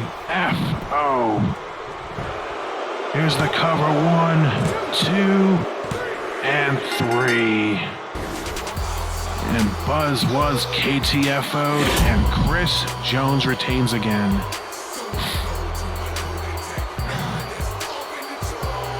The winner of this match, and still the United States Champion, Chris, the Final Boss Jones. The crowd may be upset with this decision, but what an absolute war these two went through, as advertised. But Jones able to prevent Buzz from hitting a screwdriver and able to keep the offensive up enough to retain the gold. So add some more days, add another retention to his reign. The legacy continues for the Final Boss United States Champion. And for Buzz, once again, falling short in the big match. His time will come, but it is not tonight. And ladies and gentlemen, we are halfway home as we enter the second half of our card. And there's one guarantee for this next match, is that there must be a winner. There will be no disqualifications, no bullshit. Norns, Adam Shaw, one of only 2 draws from the RFTA 3 tournament. Of course, the other one being Kraft and Jones. But there must be a winner in this one. We need a deciding factor.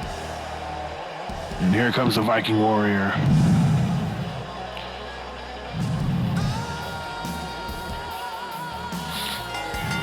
Ladies and gentlemen, this singles contest is scheduled for 1 fall, and there must be a winner. Coming down to the ring, the Viking Warlord, Norns. And just like the RA announcer said, there must be a goddamn winner here tonight. That's the only guarantee we have going into this match. And, you know, the added caveat, if you saw the updated title rankings on the website, the winner of this match could very well be next in line for a world title shot. As Jake Rogers does not have oh boy. Jake Rogers does not have a rematch under his belt yet. So the winner of his match with Mike Metal could be facing the winner of this match in the next coming month. So just bigger stakes at hand here. Of course, Norns in his war outfit here tonight. He means business. There must be a winner, and he wants to be sure he's the winner. But if there's anyone that knows Norns well, it is his opponent, Adam Shaw, former Muspelheim member. And so far, Shaw's quest of purging people of their sins has been successful with Razor Sharp and Martin Starr. And you know, I'm not sure if Norns has any sins, but... Ladies and gentlemen, this is Adam Shaw. Shaw, ever since taking on Razor Sharp, has donned this new persona based off the purge, and he's been purging people that have sinned against him. And you think this lunatic can get crazy, he just got crazier. And again, you gotta think, is there anything personal between these two? They are former stable members from a long time ago, but They've had their past with each other, but is there something we don't know about that Shaw has hanging over Norns that gives him a reason to not only agree to this match, but agree to the terms? Because we all know Shaw, he's got an agenda. And he has an agenda against people, so if he's accepting a fight against Norns, there's a reason that we don't know about, that we may never know about.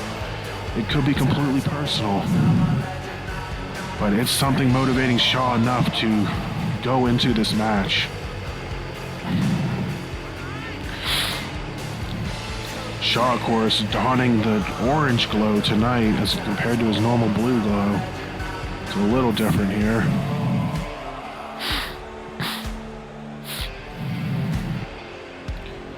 And Norns unfazed, standing right in front of Shaw. He knows what it's all about. It's about pride, it's about bragging rights, and it could be about a shot at the World Heavyweight Championship.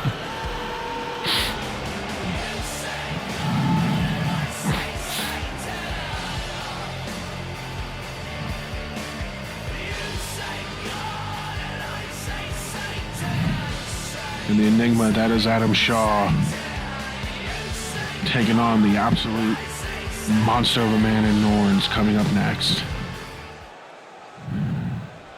There must be a winner between these two, and we're going to find out in a few short minutes. Here we go. And Norns absolutely yeets Shaw across the ring, and that's how we're starting this one out. A shoot headbutt. Kakeshi, skull to skull. Hate to see it, but it's effective nonetheless. But Shaw right back on the offensive. But Norns, Shaw looking for the neck breaker, but Norns able to break out of it. Don't let Norns' size fool you. He can be technical when he needs to. But he can also be a powerhouse, just like that huge suplex. And Norns taking the early advantage here. Donning a new war attire here. Oh my God. He's picking up Shaw like he's nothing. I think he's a sack of garbage he's going to throw out in the bin. And just lets him go. We saw that in the last match.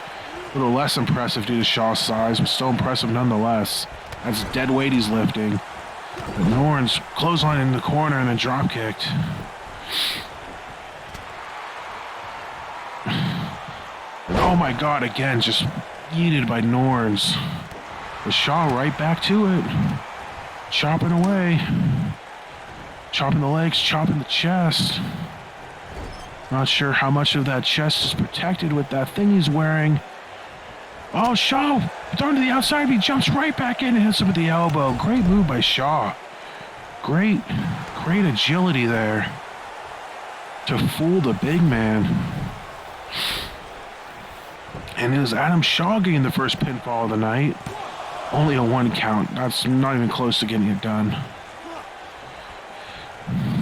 And I mean, like we saw, these two went to a draw, so this one could take a while. And there's a reverse atomic drop.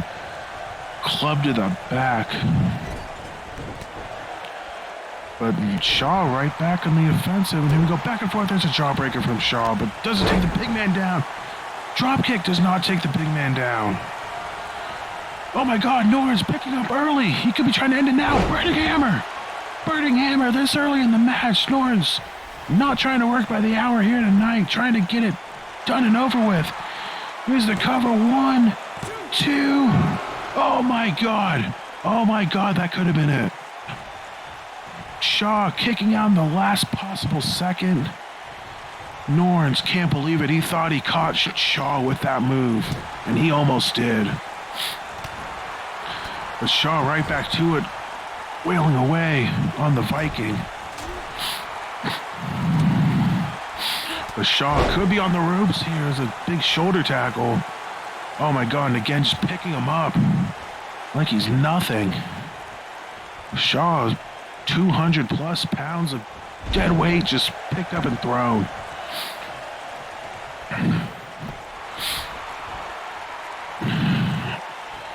And Norns, there's a submission hold there. Like I said, he can get technical when he needs to.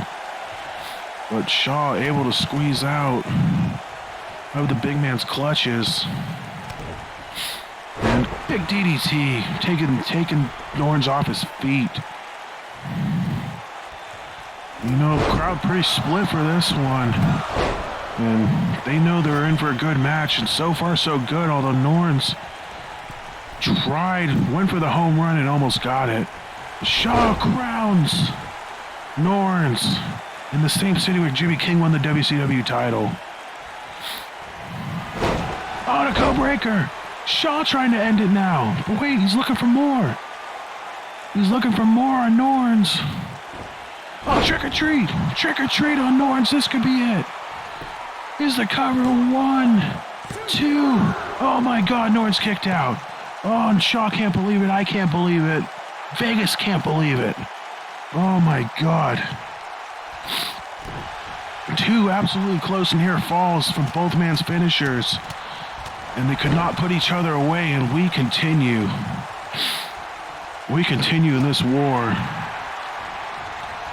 As Adam Shaw sends Norns into the ropes, looking for the drop kick, and Norns barely moved.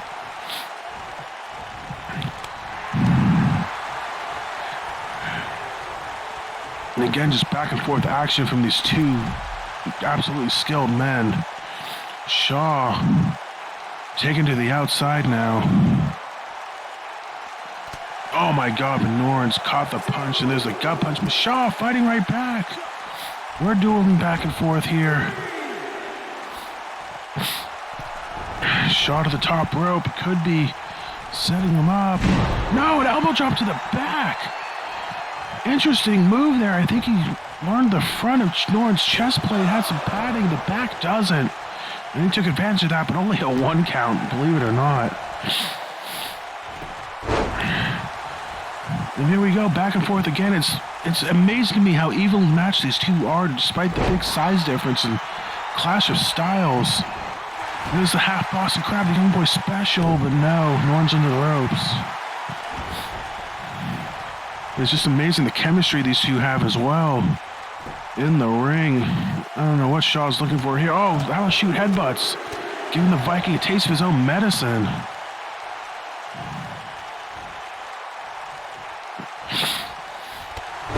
Shaw, dropkick took Norns off his feet this time. That could spell well for Shaw. Again, just attacking the head. Trying to keep the big man woozy. Again, targeting that head.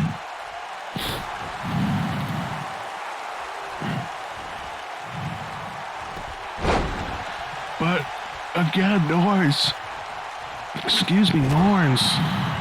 fighting back.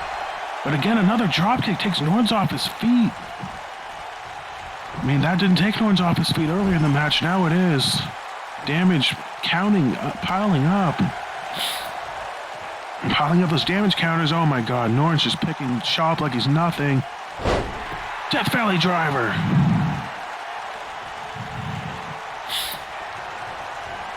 Oh boy, Norns setting him up. There's 1. There's 2.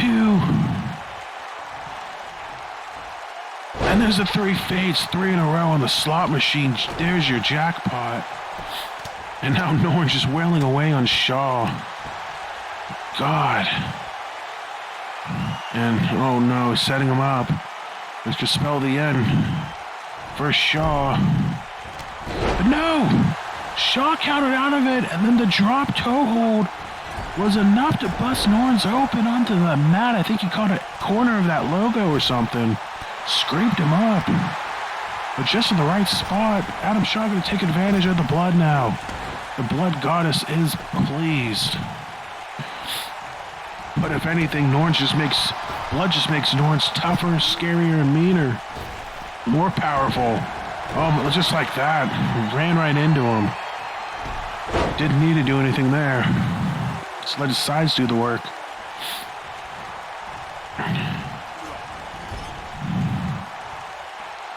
Now Norns. I don't know what he's looking for there. How about a big splash in the corner? Picks him up. Snake Eyes.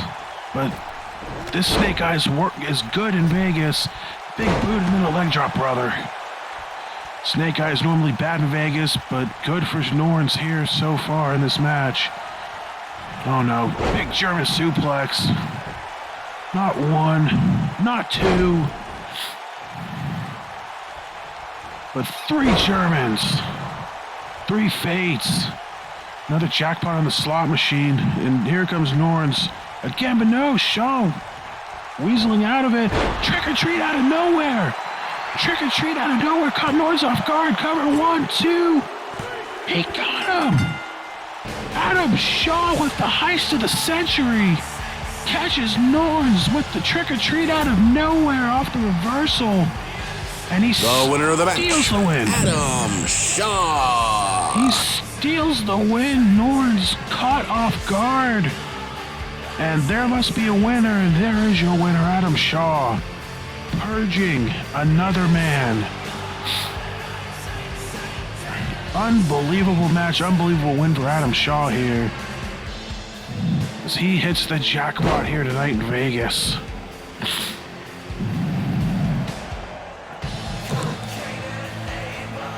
And if he plays his cards right, he could be next in line for a world title shot. And ladies and gentlemen, we are going to take a 5-minute intermission. So fill up your refreshments, restock your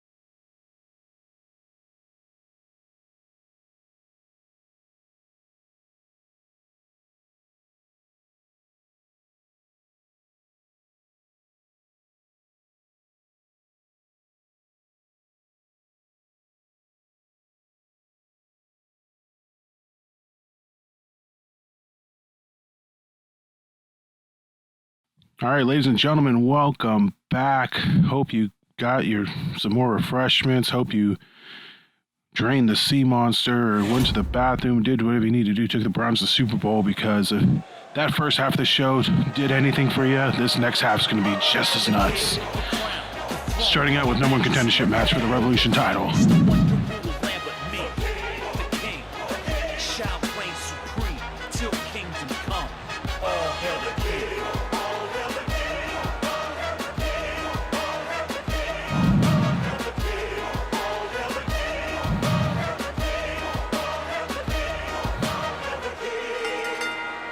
This following contest, scheduled for one fall, is to determine the number one contender for the RWR Revolution Championship.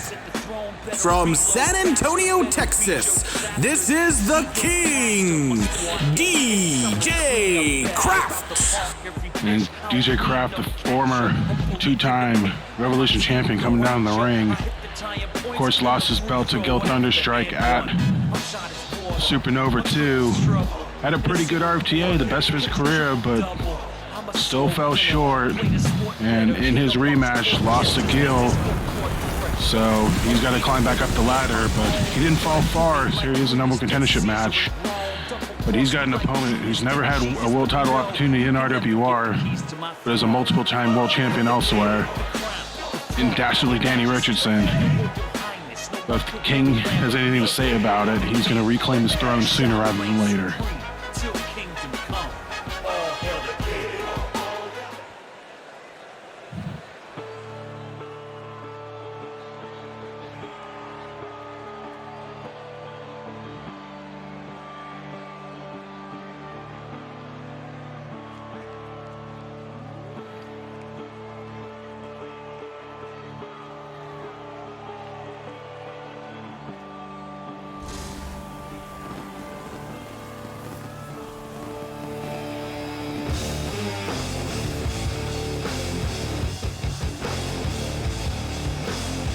Now residing in Windsor, Ontario, Canada, Dastardly Danny Richardson.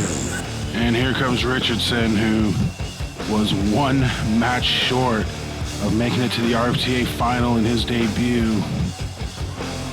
But he lost his final match, whereas Metal won, and that was the difference. But Richardson still impressed the board of directors enough to put him in this conversation for the title and in this number one contendership match. And like I said, these two have crossed paths before elsewhere, and they've had a pretty good match last season that was even up for match of the year, so we could be in for a good one here, as Dastardly Danny looking to get his first world title opportunity in RWR, but he's got a tough mountain to climb in DJ Kraft, who, no matter how he is in other feds, he is absolutely at a whole nother level in RWR, especially in his king attire. All gold everything. But Danny looking to give himself a good honeymoon gift after recently marrying Ellie Richardson and moving to Windsor, Ontario. And he could do it here tonight. Here we go. Danny taking early control. Looking for the suplex, but Kraft able to get out. And Kraft with the clothesline there. Into the beautiful drop kick.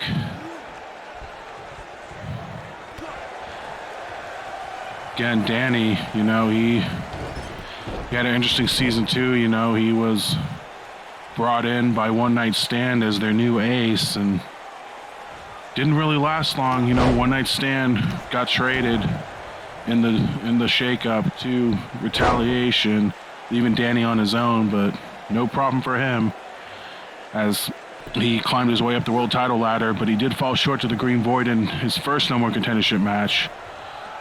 But here he is back again, getting a second opportunity. Quick cover on Kraft, only a one count after an impressive RFTA tournament. So Danny trying to get the job done here this time. Oh, and he hangs Kraft off the top rope. That could spell doom. And Danny with the big knee there. Knee in the back, taking advantage. Another cover. Not even a 1 count there. Okay. That just tells you all you need to know about pay-per-view DJ Kraft. But Danny maintaining control and drives Kraft's head into the turnbuckle 10 times. And, you know, surprisingly, Danny Richardson in control here. Oh, DJ Kraft, who, despite his dominance, is on a 2 pay-per-view match losing streak. So, could be 3 here. Could be finding some kinks in the armor. People could be exploiting some weaknesses they finally find in the once dominant DJ Kraft, of course, the greatest Intercontinental Champion in company history, coupled with an absolute dominant reign as Revolution Champion with only 1 pit stop in Cole Rayner. And there's a nice back suplex from Kraft, and he hangs on, maintaining waist control into the German. And one more time, flips him around into a suplex. Nice trio moves there. 3 of a kind. And Kraft looking for something, but Danny pushed him out of the way and hits him with the clothesline. If you hear the crowd here, ironically enough, they were subtly behind Danny's wife Ellie in her previous match, but they're all for the king in this one. So you hear the boos rain down from the Vegas crowd. It's hard to bet against DJ Kraft. But every dynasty has come to an end sometime. I mean, we saw with the Patriots this year, getting upset by the Titans in the playoffs. And even though the Titans didn't get the job done, it could spell the beginning and the end for that dynasty. Danny hoping to be the Titans to Kraft's Patriots. And Danny going for the turnbuckle, takes it off right in front of the ref. Red Shoes letting it happen. Take a drink for the Yano spot. Oh no. Oh God. Rams him into that corner, unprotected corner, but Kraft, that just invigorated him into the triangle hold, but Danny had the ropes. Crowd not agreeing with that move, but it was the right call. Now Kraft going to take advantage of the turnbuckle, but no, Danny fights out of it. He knows what that's going to bring, and he wants no part of that. Into the big kick. And Kraft trying to roll to the outside. And Red Shoes going to fix the turnbuckle. The Kraft taken out with a punch. And there's Richardson hamming it up for the crowd, soaking in all the boos. He doesn't give a damn about what they think about him. And now DJ Kraft back into the ring. He knows a countout will just cause a controversy. You need a clean win here in this number 1 contendership match. But Danny kicks him in the gut, picks him up. I think he was trying to get the clean shave, but no dice there. Instead, he's going to go for the power bomb and the big X-bomb into the corner. And Danny with the cover. 1, 2, no. 2 count on the X-bomb. And again, Danny throwing out that turnbuckle. He has a plan there. I don't know what it is. Oh, there it is. He whips Kraft into that unprotected corner, taking advantage of the situation. Take another drink for the Yano spot. Danny pulling out all the stops here to take out DJ Kraft, and there's a snowplow. Snowplow into the cover. 1, 2, no. Kraft kicks out. And they don't call him Dastardly Danny Richardson for nothing. He's going to pull out all the tricks, all the stops to get the job done. And now Kraft finally mounting back some offense, but the back body drop, spinning back fist is blocked into a jumping STO. Now Danny with rear control, and there's the German suplex, and Red Shoes once again decides to put the turnbuckle back on. And Danny going to take advantage once more. Low drop kick. There's another super kick. Danny has said he's more powerful when he shaves the mustache, and even though it's growing back a little bit, he is proving that statement is fact. And again, 3rd time in this match, take a drink for the Yano spot, going for that turnbuckle. And setting up Kraft. What's this? Oh no, picks him up. Package pile driver, clean shave. This could be it. Cover 1, 2, no. Kraft kicks out, staying alive in the match. And if you're Danny Richardson, you've pretty much thrown everything you have at Kraft, and he's still alive while Kraft's barely done anything on you. But one more could get the job done. But here's Kraft on the offensive now. Again, ramming Danny into the corner. And oh no. He's got him set up again. Oh no, in the powerbomb position again. Oh, another X-bomb into the corner. Referee not paying attention. Oh, and a low blow. A low blow. Red Shoes turned around just in the aftermath. Didn't call for the disqualification. Here's the cover. 1, 2. He got him. Danny Richardson using the Gill Thunderstrike offensive, and it works again on DJ Kraft. And I think we may have just found the King's weakness. The winner of the match, and now #1 contender for the RWR World Revolution Champion, Danny Richardson. And standing in the ring right there is not only the #1 contender for the Revolution title, but a man who did his homework and watched his scouting reports. He saw Gill Thunderstrike win the title off a low blow, and the same tactic works again as Danny Richardson with the big win over DJ Kraft here at Redemption. And if you're DJ Kraft, you might want to invest in a cup because people are taking advantage of that weakness. And now coming up next, we have our 4th championship match of the evening. Hope Rogers finally gets her women's championship match against the surprise champion of Adeline Ward. The following contest is scheduled for one fall and is for the RWR Women's Championship.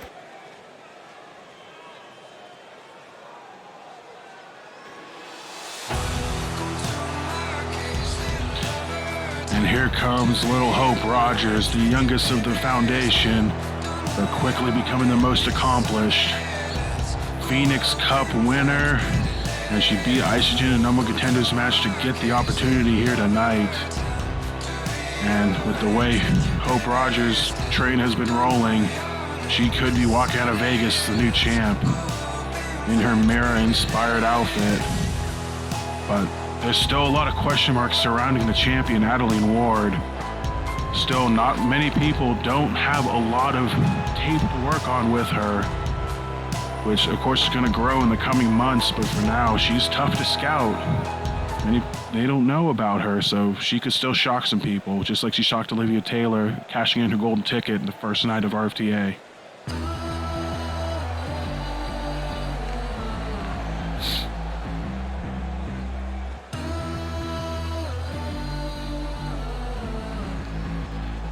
And Adeline Ward could fend off all the doubters, all the critics, not calling her a real champion, an unworthy champion. She could answer all those calls and become a worthy champion here tonight with a win over Hope Rogers.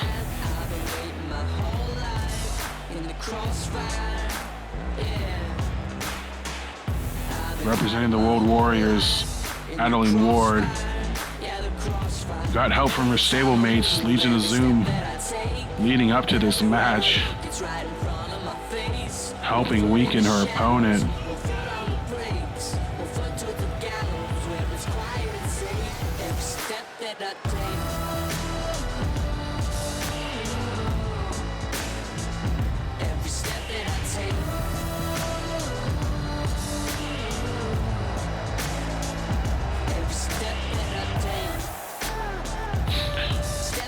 And the champ saying it's all about her, and it could be at the end of this match.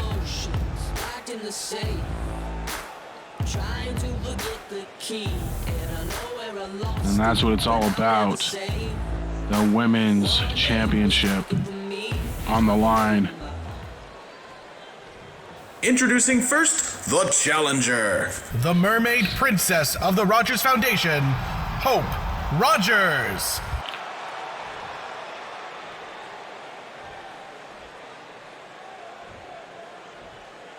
Introducing the champion. From Canada, she is a part of the World Warriors and the RWR Women's Champion, Adeline Ward. Both these women with good training backgrounds, of course. Hope, obviously trained by Jake and Faith, and Adeline Ward trained by former world champion Donovan Payne. So good pedigrees between them. And it should show in this match. And Red Shoes holds up the gold, and that's what it's all about.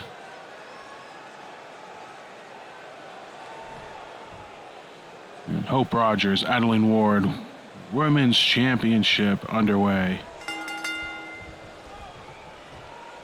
As Ward, big neck breaker to start off.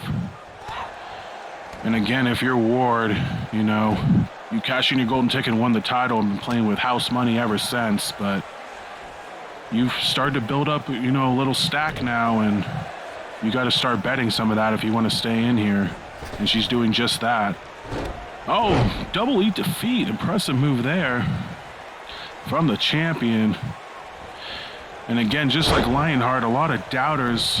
You know, this is her first title defense, despite holding the belt for, you know, over 2 months since the first night of RFTA. You know, not required to defend her title at the last pay-per-view because of how she won the title, but she has to defend it here tonight. So uncharted territory for her, and for Hope, her first title match in RWR. She's held gold elsewhere, but this is her first actual title match in RWR. But Ward, well, she was taking advantage. Now Hope takes down Ward. Nice cartwheel neck breaker there.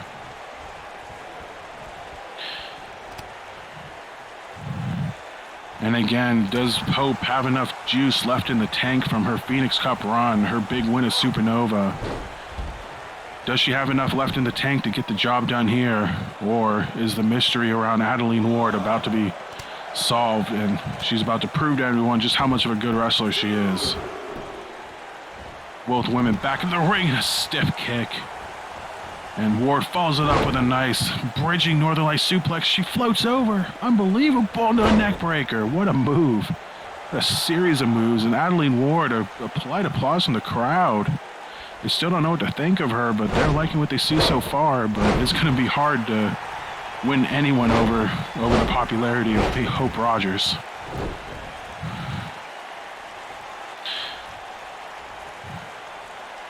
And Hope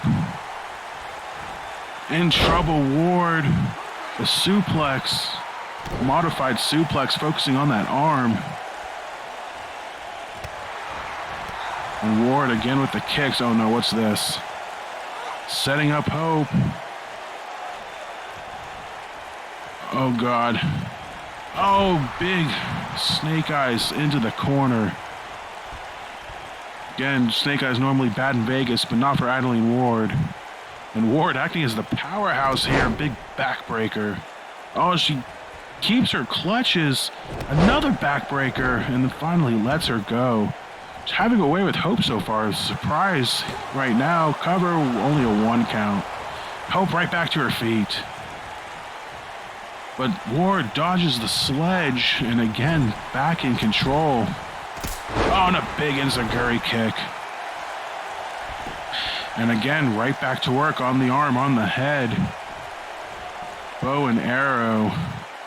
And Ward may be working a slower, methodical pace, but she's trying to wear down Hope. But Hope's experience comes into play there, fighting out of the hold.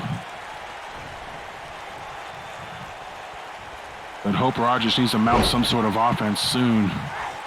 And that'll help. A big elbow there. But Ward with an answer again. And Hope answering back. But Ward once again catches her arm, the weakened arm, into the Northern Lights. And once again with that neck breaker. Another good series of moves. And again targeting that head of Hope Rogers. It's weakening her. Oh, no, Ushigoroshi on her head. Here's the cover. 1, 2. No, only a 2 count. Close 2 count. Ward pleading with Red Shoes. She's not going to get it. Not like the controversy of that women's Revolution number one contendership match. We still don't have an answer for. Still reviewing the tape as far as I know, but Ward looking to put the finishing touches on this match. And looking for the spinning kill switch. And it connects. Here's the cover. 1, 2, and 3. Any doubts and questions about Adeline Ward have just been answered tonight. What an impressive win by the champ. The winner of the match, and still RWR Women's Champion, Adeline Ward. And Ward with not only a victory, but an impressive victory over a huge upset. Many people expecting Hope to win, and she never got out of the gates as Adeline Ward dominant from start to finish as she retains her women's title. And maybe her reign is for real. Maybe it's not a paper championship. Maybe it wasn't a fluke with the golden ticket. Maybe this girl's for real. But an impressive win nonetheless from Adeline Ward. And back to the drawing board for Hope.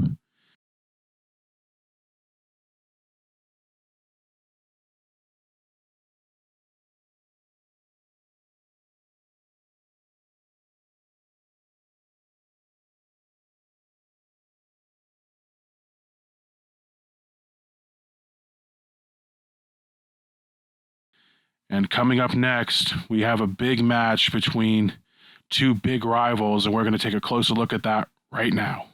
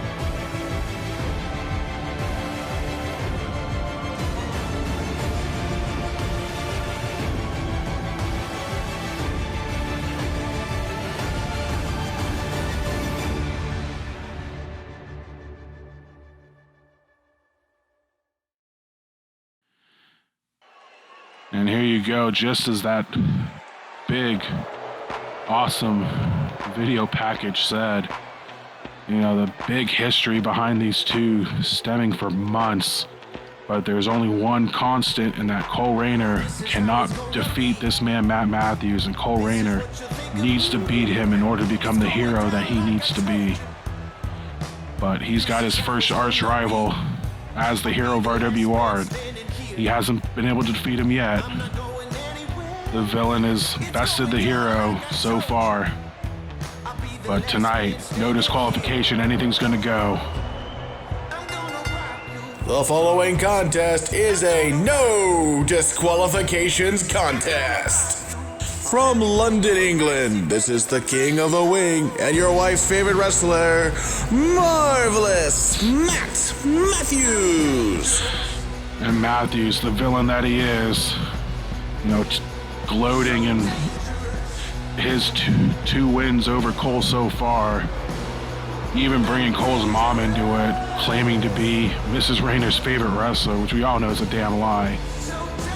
But, you know, anything to get under the skin of Cole Rayner and the man trying to become everyone's hero.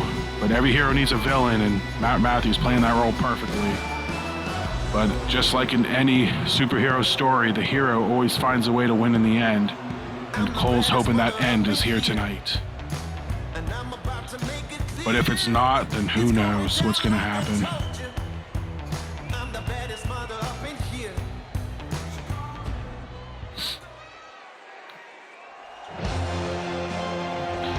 And here he comes, the big pop from the Vegas crowd. The superhero of RWR, former Revolution champion Cole Rayner.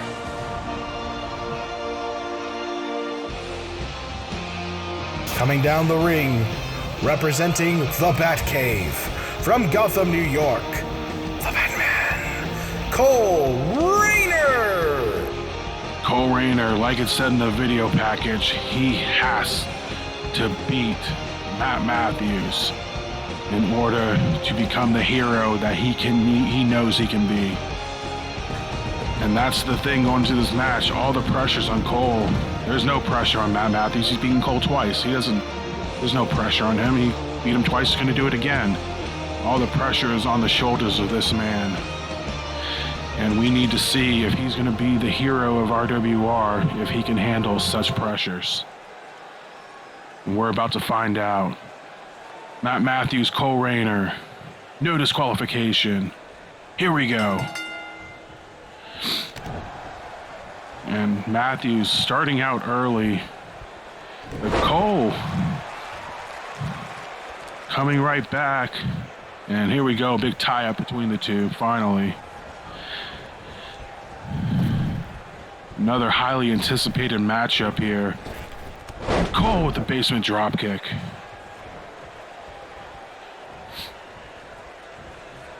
And follows up with the neck breaker.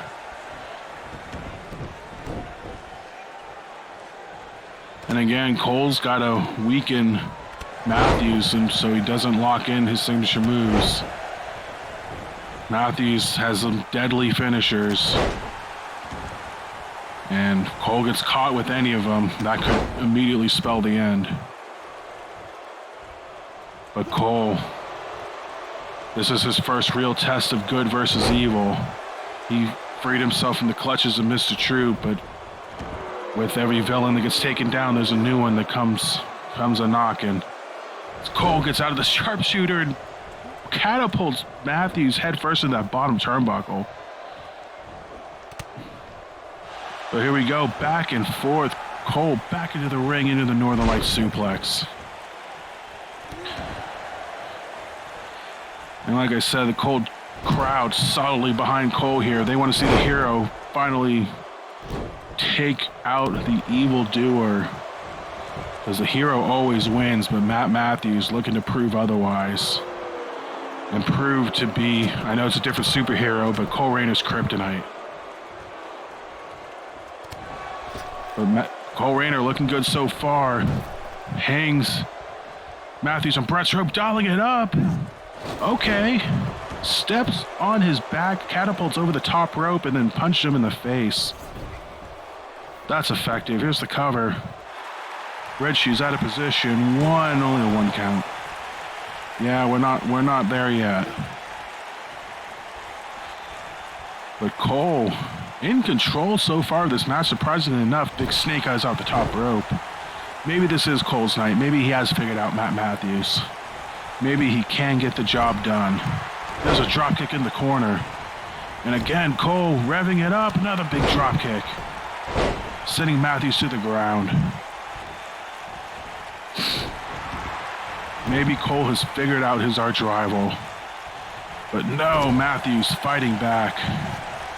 And there's a nice European-style arm drag there into a big boot. And now Matthews to the top rope. Looking to fly. Oh, into the elbow drop. Here's the cover.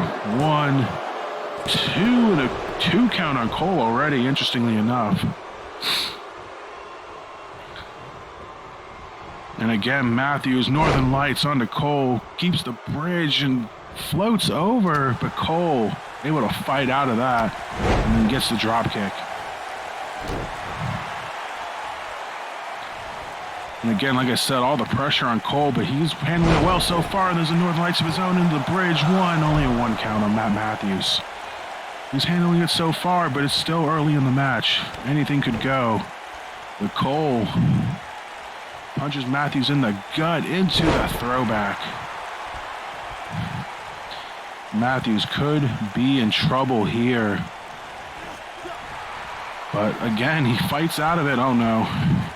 He's got Cole set up into powerbomb position and slammed down to the mat and posing for this crowd that absolutely hates him. And here comes Matthews. Sledge, another sledge. Into a sling blade. Cole's own move, the absolute disrespect. Using Cole's own move against him. Oh, into the reverse Ushigoroshi. The cover, 1, 2, no. Cole kicks out at 2. And again, to get hit with your own move, that's the ultimate sign of disrespect, and that just shows you how Matthews feels about Cole.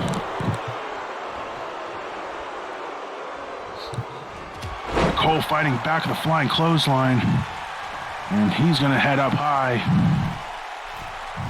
The bat signal is shown on the ring, and Cole the big elbow drop into the cover. 1.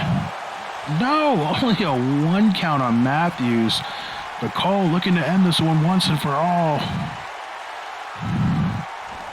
And picks him up. Battering. The battering on Matthews. Here's the cover. Has Cole done it? Has he defeated Matt Matthews? 1, 2, no. Matthews kicks out. Cole cannot believe it. He's dumbfounded. He thought that was it. But Cole channeling the crowd. Channeling their energy, getting their support. But Matthews back in the offensive. Canceling that energy transfer. And here we go outside of the ring. Matt Matthews looking to do some double damage here. Oh no. Oh no. Oh my God, an implant buster. On the outside. Good God. That hurts enough effect normally, but outside the ring. Holy crap. But Cole back to his feet, surprisingly enough, but Matthews catches the leg into the German. Oh no, this spelling disaster for Cole Rayner. The crowd trying to send Cole their energy. Will it be enough? The cover, 1, 2. It's enough for Cole to kick out. Oh, again, the disrespect from Matthews. Kicking the dirt on his opponent. And now up to the top rope. Looking for something here. Into another elbow drop. Crowd willing Cole to his feet. Matthews looking for the big boot. No dice. Dueling drop kicks. And now back and forth between the two. Oh, but Cole into the corner. Eats a knee. Jumping knee. No, Matthews. Oh, there's the fuck buster. The cover, 1, 2, no. Only a 2 count. The reverse face buster now into the arm bar. Trying to rip off that gauntlet off his arm, but Cole able to fight out of it. Punching his way out, adjusting the arm gauntlet back, but another Hurricanrana. Cole needs to worry more about the match than his costume, because it might cost him. Matthews again gloating to the crowd. Is this your hero? Let's hope so. Another kick to the back of Cole. And now Matthews setting up Cole, trying to end another reverse Ushigoroshi. Cole's mask busted open. Here's a cover. 1, 2, oh no, and a 3. Matt Matthews has defeated Cole Rayner once again. The winner of this match the king of the wing, Marvelous Matt Matthews. Oh, and an absolute silence is hushed over this crowd. Absolute air has been let out of the balloon. Oh, everyone thought this was Cole's time. They thought he had it, but it was Matt Matthews in the end, dishing out enough damage to once again put away the hero.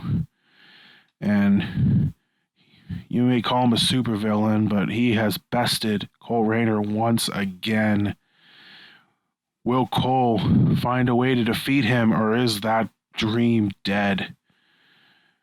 We'll find out in the coming weeks.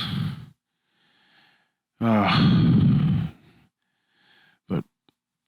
we have to move on, unfortunately, and coming up next, we have a grudge match that these two have been waiting to get their hands on each other. Donovan Payne and Max Height, one-on-one next.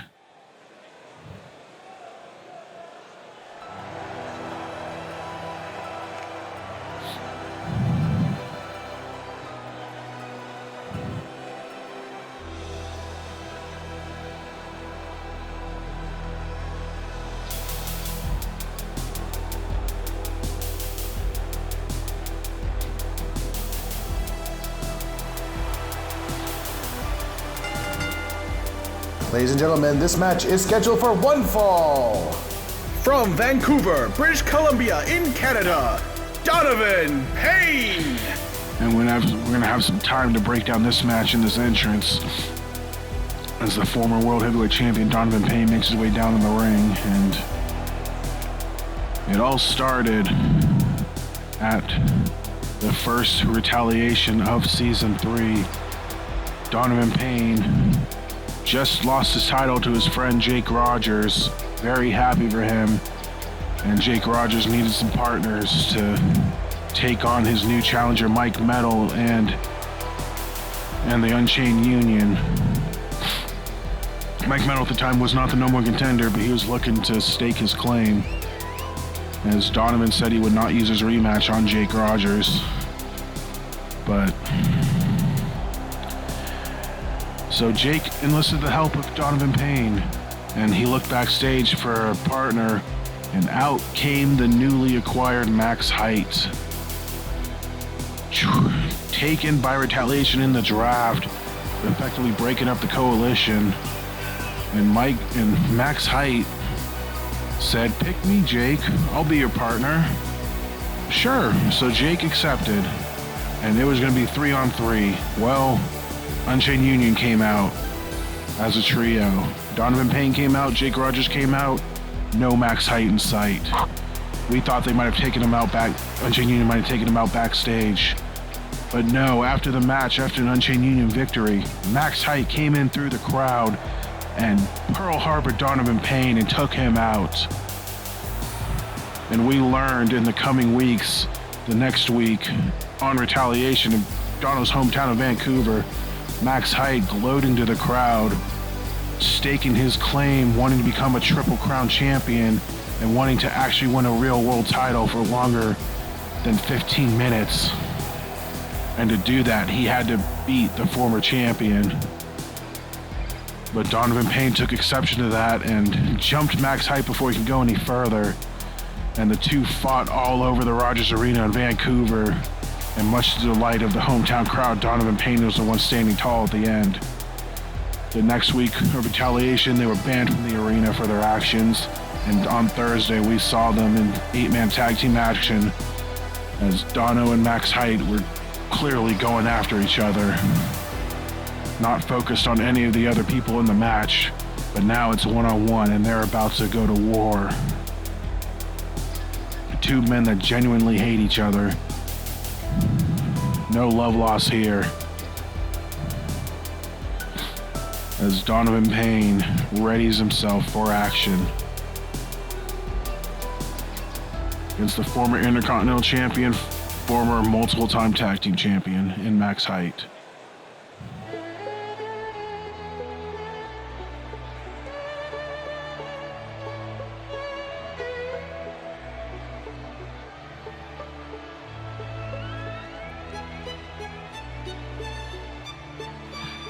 If Max has anything to say about it, it's about to be a bittersweet symphony for Donovan Payne.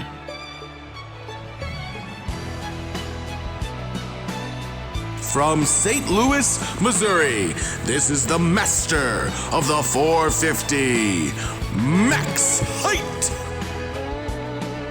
And Max Height looking to hit that 450 over and over again on Donovan Payne until he's turned into paste as far as he's concerned. The master of the 450, Max Height. Don't let his size fool you. He's experienced and he can get the job done. And he's looking to finally get himself a real world title reign. And to do that, he's got to get through Dono. And he could just do that here tonight.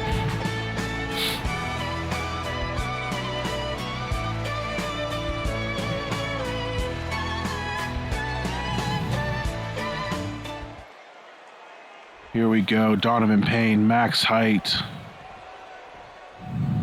Let the war begin. As Max Height working on the arm, but Dono responds with an arm drag. And here we go. Tie up into the corner. I highly doubt there'll be a clean break once Red Shoes gets in there. Yeah, there you go. That tells you all you need to know about these two. And Max Height looking to capitalize on the unclean break with Donovan Payne. Big takedown there and a quick cover, but yeah, not even a 1 count. We still have a ways to go. Of course, Donovan Payne, long time with the break, ended up becoming the longest reigning world heavyweight champion in company history. So that's something he can hang his hat on. Finally defeating his friend at Supernova 2, Justin Sane, and Donovan's eliminated from the Rumble.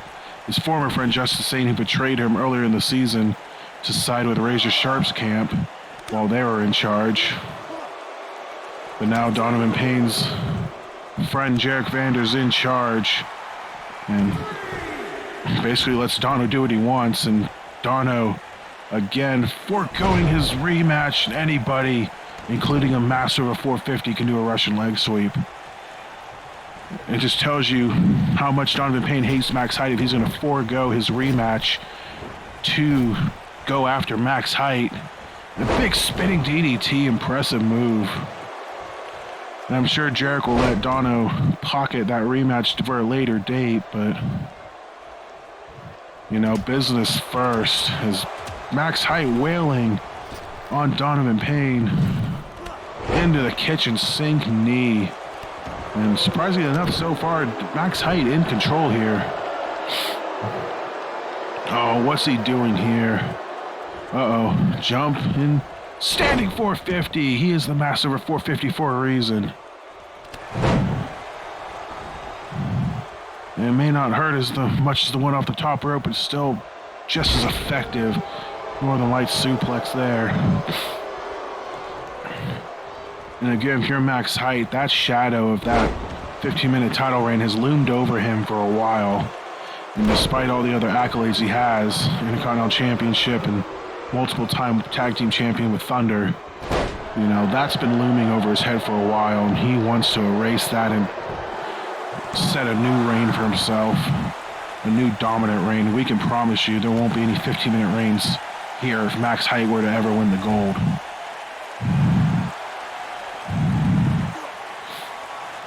And Max Height into the headlock here. Dono looking to slow down the pace here, you know. Dono usually the fastest guy in the match, but not against Max Height. Where speed is his greatest asset. Donovan covering off the knee drop. Only a 1 count there. And again, that's mostly what's fueling Max Height, erasing that, rebuilding his legacy. And he's going after the big dog, and you know, I can't say I blame him, although I don't like the way he did it, but you got to do that if you have a goal that high. And Max Height certainly holding his own so far against Donovan Payne. Like I said, Max Height no slouch.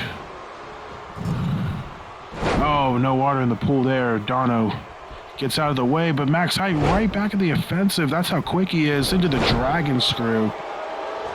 He's just that quick. He can recover just that fast. Height bottom. Height bottom out of nowhere. Here's the cover on Donovan Payne. 1, 2, no. 2 count only. Max Height could not believe it, but he's on the top rope, and that only means one thing. Well, no, he's standing up, Dono. I thought he was looking for the 450, but no, instead with the flying hurricanrana. Oh, now Max Height to the top rope. This could be it now. And sets him at 450.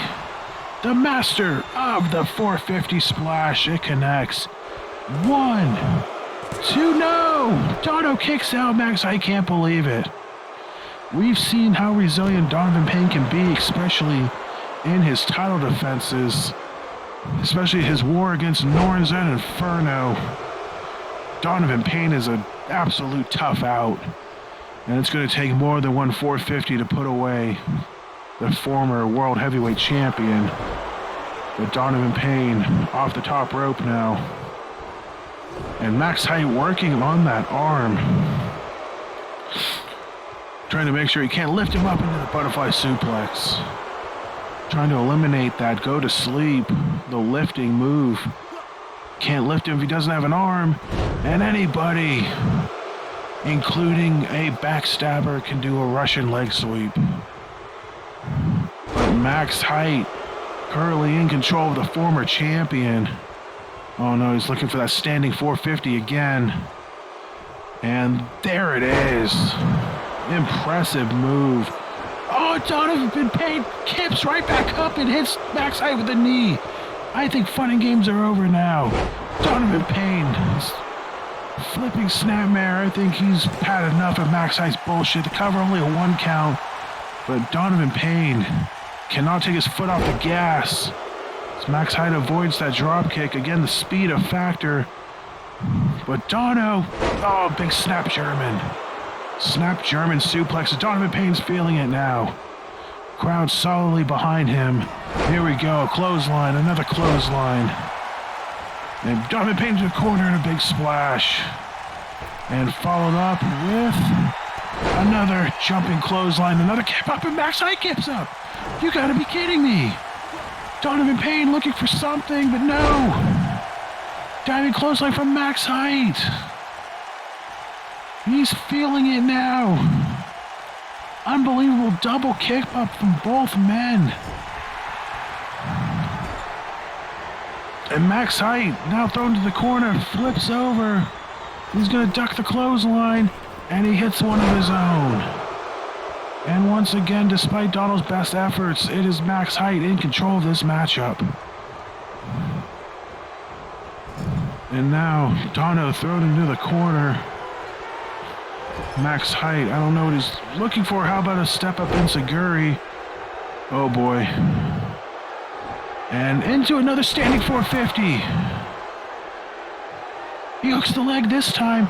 Here's the cover. 1, 2. He got him. The master of the 450 wins. In a huge upset, Max Height has done what he said he was going to do. The winner of the match, Max Height. He has taken out the former World Heavyweight Champion in a shocking win. And Max Height just mocking Donovan Payne. Wow. I can't say I saw that one coming, but Max Height is for real, ladies and gentlemen. And he could be your new World Heavyweight Champion sooner rather than later, but I'm sure Donovan Payne is going to have an answer to this match in the coming weeks. But a big win for Max Height to tip his cap on. And a shocking loss.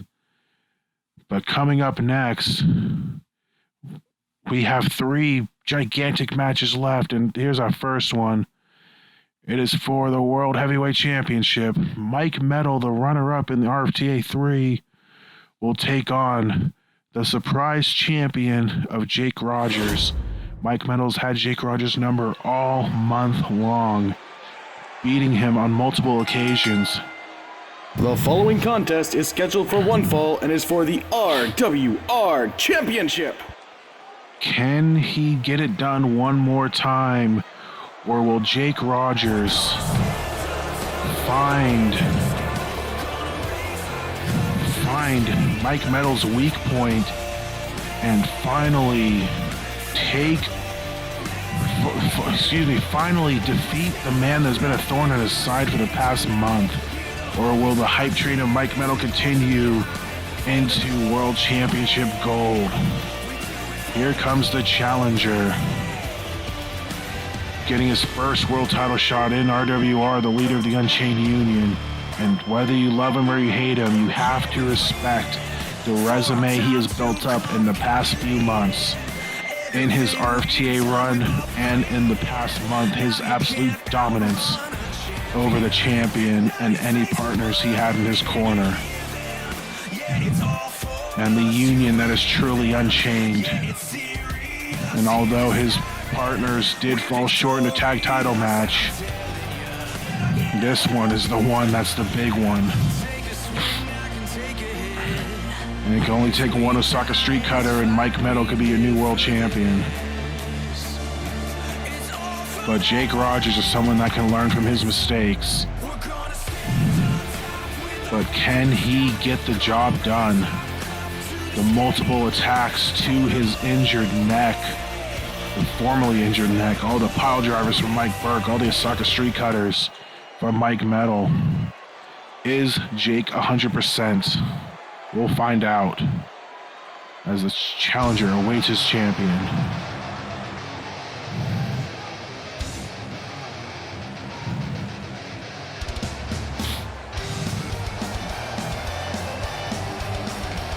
And here he comes, the World Heavyweight Champion, Jake Rogers. It took him longer than it should have, but at the RFTA 3 final, he finally got the job done. He finally won World Championship gold, and any rumors surrounding him instantly vanished.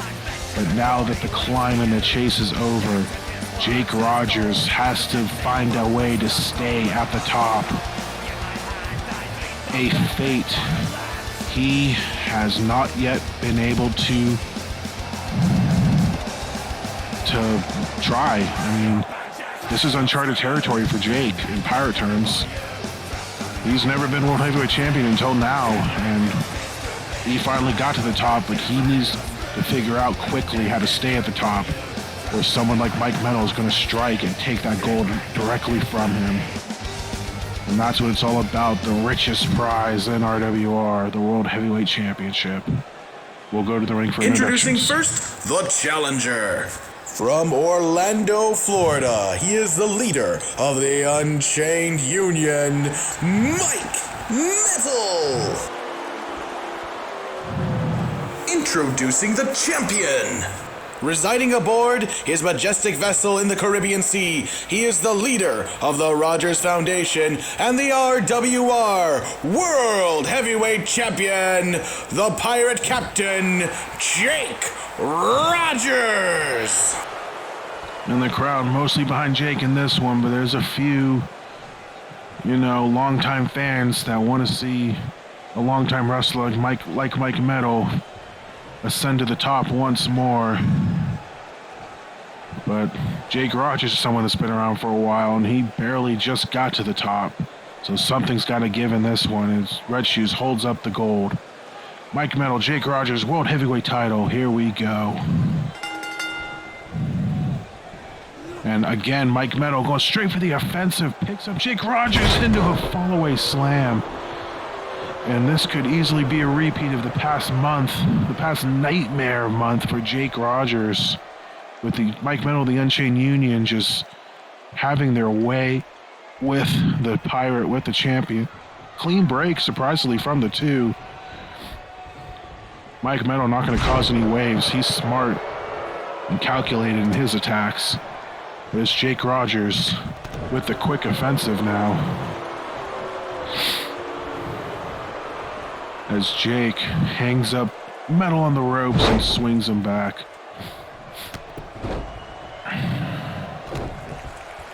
And so far, it's been Jake Rogers, surprisingly, but, it's still very early in the match.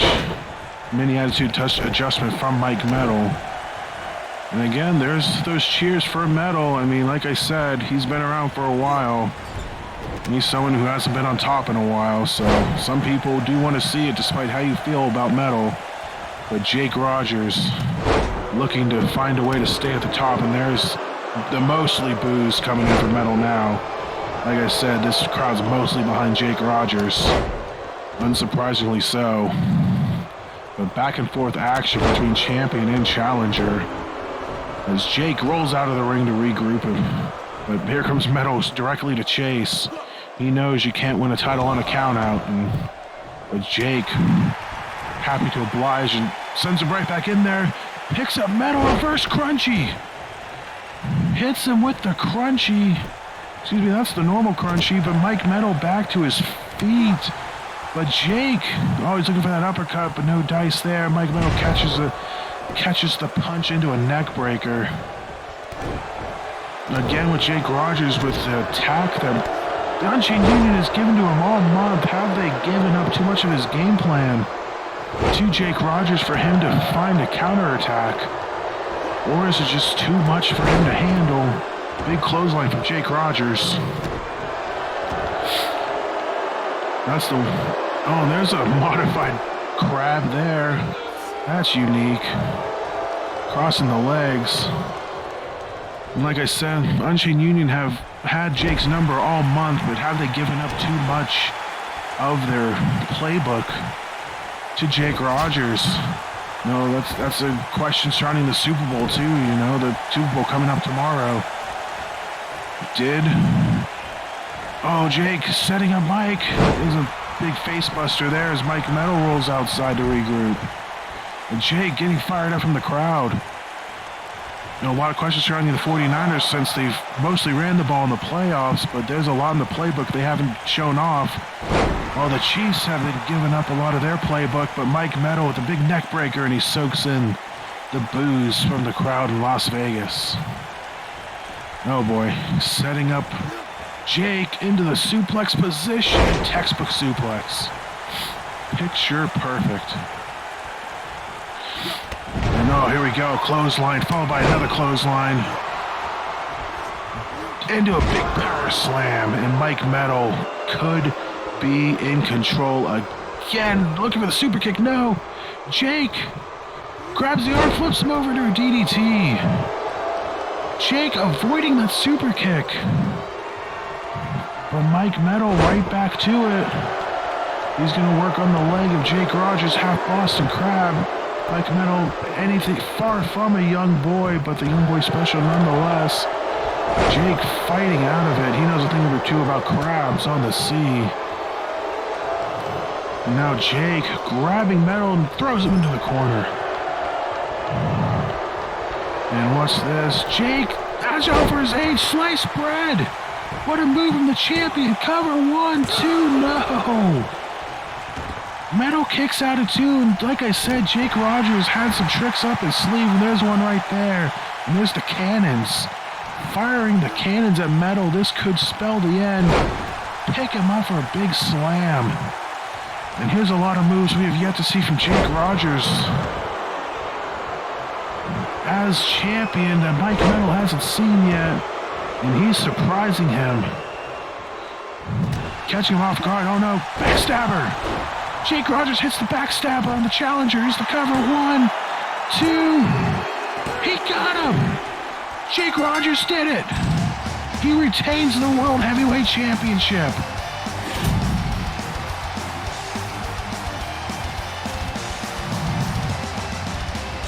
The winner of the match and still RWR World Heavyweight Champion, Jake Rogers. And despite everything that the Unchained Union and Mike Metal have done to Jake Rogers this past month, everything they've thrown at him, Jake Rogers is the one to develop a game plan to avoid the Osaka Street Cutter and avoid any of Mike Metal's big moves and to show off some new plays from the playbook to catch Metal off guard.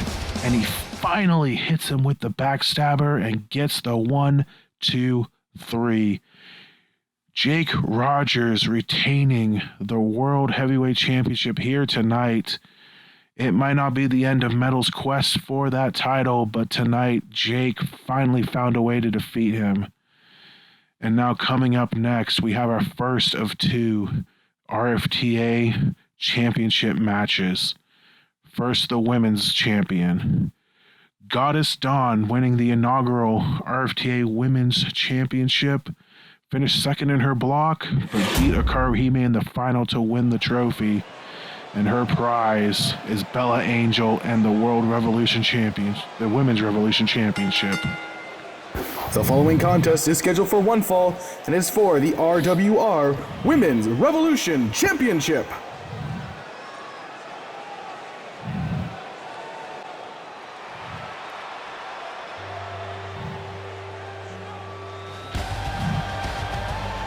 And here comes the challenger, Goddess Dawn.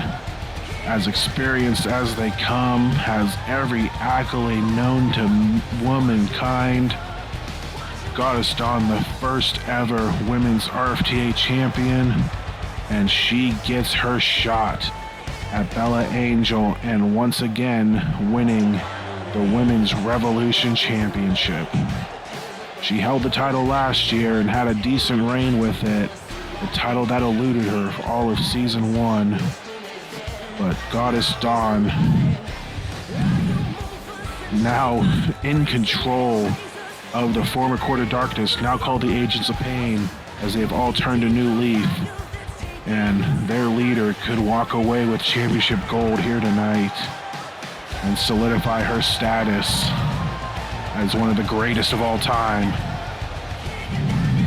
But standing in her way is someone who had a nice Cinderella run to the title, winning a fatal 4-way for the gold, and then with an impressive RFTA and a big win over Jennifer Jett at the RFTA 3 pay-per-view, has solidified her status as one of the new up-and-coming top women of RWR, and that is the Revolution Champion, Bella Angel.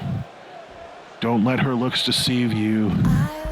She can kill.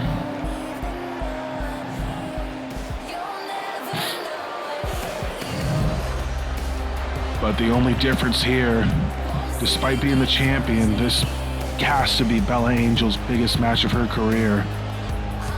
Facing someone like Goddess Dawn.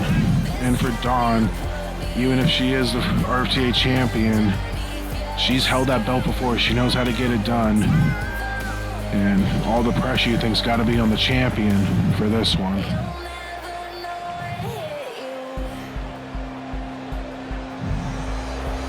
Bella Angel, the looks that kill. And she's looking to kill Goddess tonight and prove herself as the new goddess of RWR.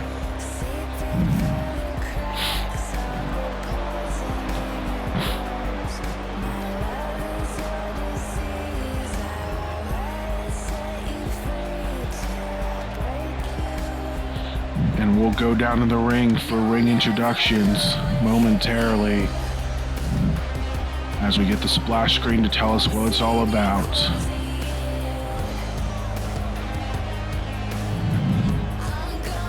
The RWR World Women's Revolution Championship. Our second of 3 main events tonight. Introducing first, the Challenger. From Charlotte, North Carolina, this is the Goddess of Chaotic Skies, the leader of the Agents of Pain, and the 2020 Rise from the Ashes Tournament female winner, Goddess Dawn. Crowd behind the veteran here tonight. Now introducing the Women's Revolution Champion, Bella Angel.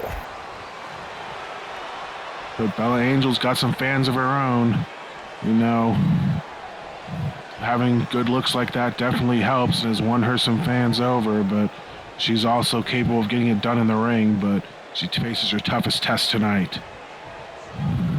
And that's what it's all about. Women's Revolution Championship. And here we go. Bella opening up with the reverse neck breaker.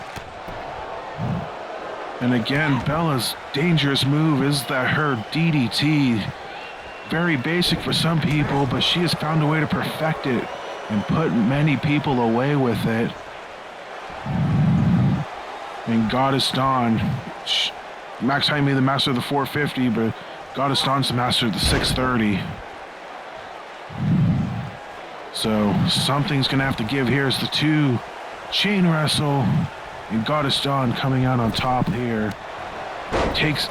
Bella eats the knee, and then a kick. But Bella right back on the attack. And now here we go again. Oh, and a huge kick from Goddess Dawn, the veteran. But Bella Angel right back to it. She's done her homework. But here comes Goddess Dawn, the back and forth from the two women. Now Goddess taking Bella into the corner. Going back to RFTA, these two met. These two met each other in night number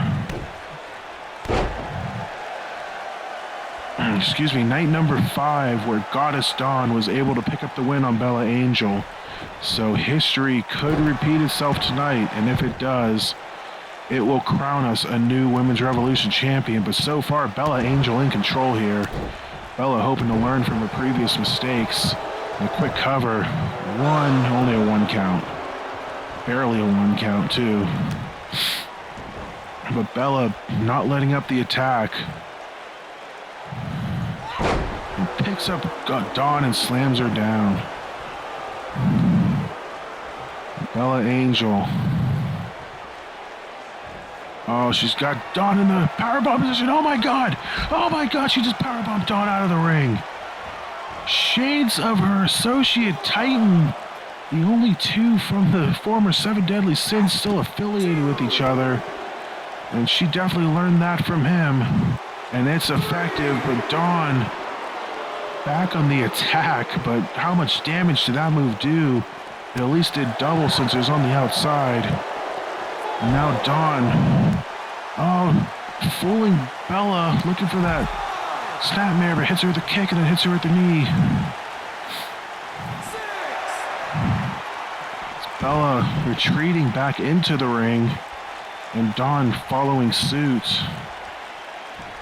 But Dawn, big front suplex there, and Dawn feeling it from the crowd.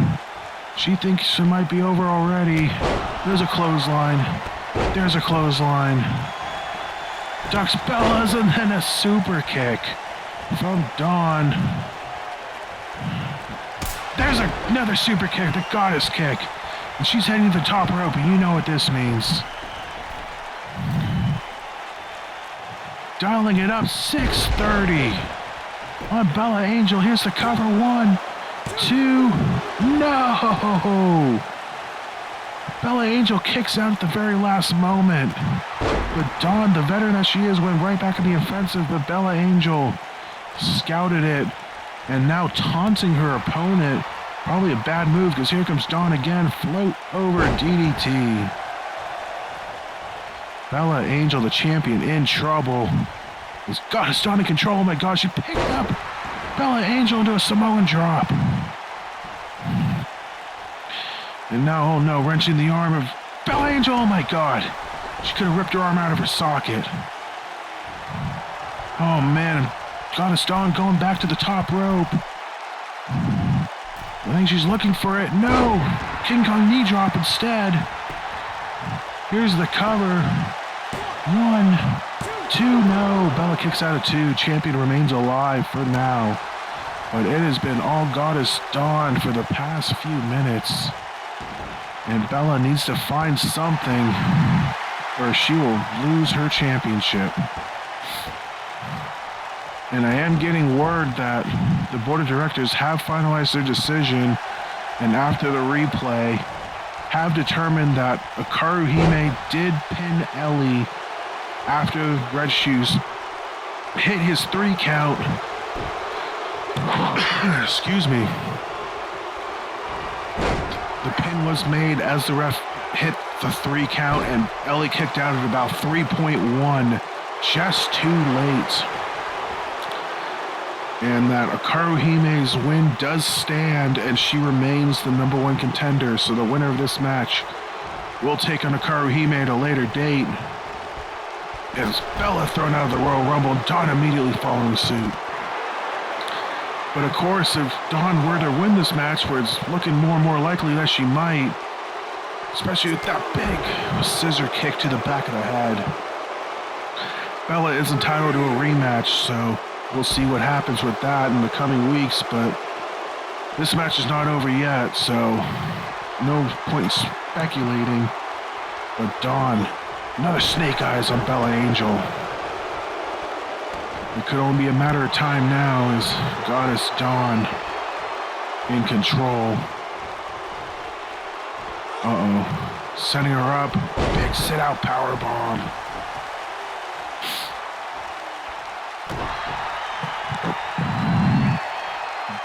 Dawn just not letting up. That's the veteran instinct. She knows to not let the foot off the gas.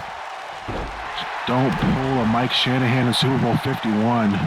Keep pounding. Do not let up. And there's the half Boston Crab, the young girl special. Bella Angel in trouble, but she fights out of it. Bella looking for some sort of offense, but no, Dawn right back in control. Looking for the running knee again, but Dawn taken down, and now Bella looking for the sharpshooter. She's got it. Sharpshooter on Goddess Dawn. But Dawn able to fight her way out of it almost immediately. Bella too weak to lock it in. That just tells you the damage Dawn has done to her. Picking up Bella. Ushigoroshi. And then grabs her by the hair and then elbows her in the head. Now Dawn in the corner. She's looking for that goddess kick, tuning up the band. And there she is, the goddess kick. But not going for the cover. She keeps attacking into a German suplex. Goddess just having a way with the champ right now. But could too much damage, too much of this cost her? It might. Bella setting her up. DDT. The Bella Angel DDT, and there's the seductive pin, but Dawn able to get into the ropes with her leg. Great ring awareness from the challenger, but now Bella Angel hit her deadly DDT on Dawn, and now she's finally getting some offense on her challenger, but is it too little too late? As Dawn sweeps the leg, and Bella Angel's in a world of trouble. Red She's checking on her, seeing if she can still continue with a title like the World Women's Revolution title on the line. You know she ain't gonna quit. But Dawn might just make her quit. Big 630, center of the ring. The cover, 1, 2. We have a new Women's Revolution champion. And it is Goddess Dawn.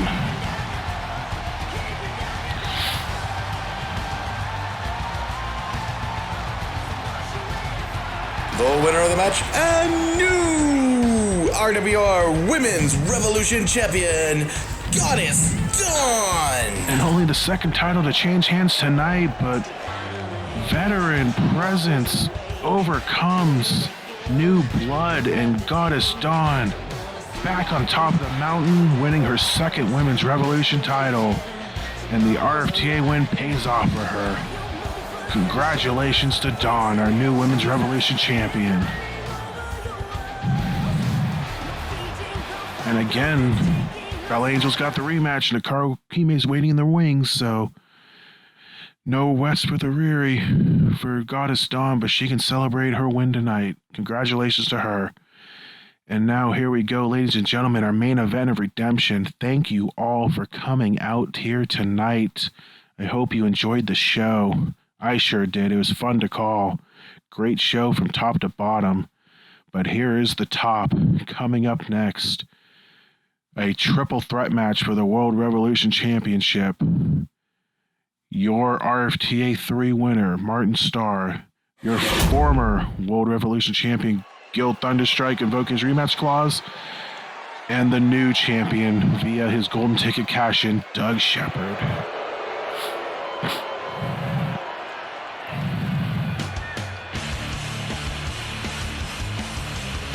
And here comes the RFTA 3 winner first, Martin Starr. Normally, the RFTA winner gets the one-on-one match against the champion of their choosing at Redemption. But those plans were foiled by Doug Shepard and his golden ticket cash-in, leaving Martin Starr with a weird choice. Either wait on his title match or go into it as a triple threat, because Gil Thunderstrike. From London, England, this is the 2020 Rise from the Ashes tournament winner, Martin Starr. I guess the RA going to get the announcements out of the way now. I think these three hate each other so much they're not going to stand in the ring. But Doug Shepard foiling everyone's plans. And Martin Starr deciding to go through the triple threat since Gil Thunderstrike demanded his rematch be at this show. And again, a couple weeks ago, Doug Shepard singling out Martin Starr as the threat in the match. He said he already beat Gil, he's not worried about him. Martin's who I'm worried about. Even sent his killer, the world's most dangerous wrestler, Chad Bryant, after him, but Martin Starr ended up victorious. And in the Fatal 5-Way, Doug Shepard was proven wrong, as Gil Thunderstrike was the one coming out on top. And sure, even though he beat DJ Kraft, Gil Thunderstrike reestablishing himself as a threat. If you didn't already think he was, which I think it's dumb to not think he is. So three fully capable men, all three, of course, former or current world champions. And here comes the former Revolution champion and the Phoenix Cup winner.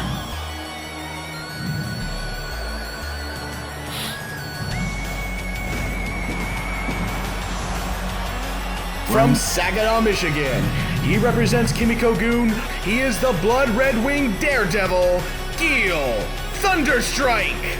And Gil wearing the bars instead of the stars here tonight. And Gil Thunderstrike, like I said, demanded his rematch be at this show. Possibly even at the expense of Martin Starr. Gil won RTA last year. He knows how important that one-on-one match is, even though he did fall short. But the 2019 Wrestler of the Year, excuse me, he did not win that. That's my mistake. But Gil Thunderstrike won RFTA, won the Phoenix Cup, and looking to regain his prize. But here comes the champ. And you can hear what the Vegas crowd thinks of him.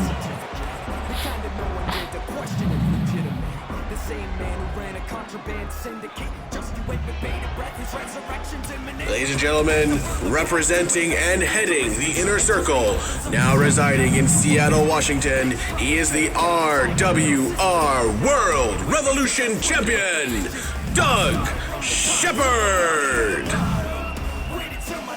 And of course, Doug Shepard cashing in his golden ticket at the most opportune time after Gil Thunderstrike's hellacious match against DJ Kraft at the RFTA 3 final, granting him the gold.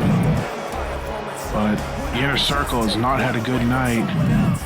Bryant and Wright, or mostly Wright if you remember the match, losing to Longoria and Ganea. Again, Kimiko Goon one-upping Inner Circle, could happen here again. And Haley Shepard falling short in her contendership match. It's up to Doug Shepard in order for the Inner Circle to have some relevance on Resurgence tonight. And that's what it's all about, the World Revolution Championship.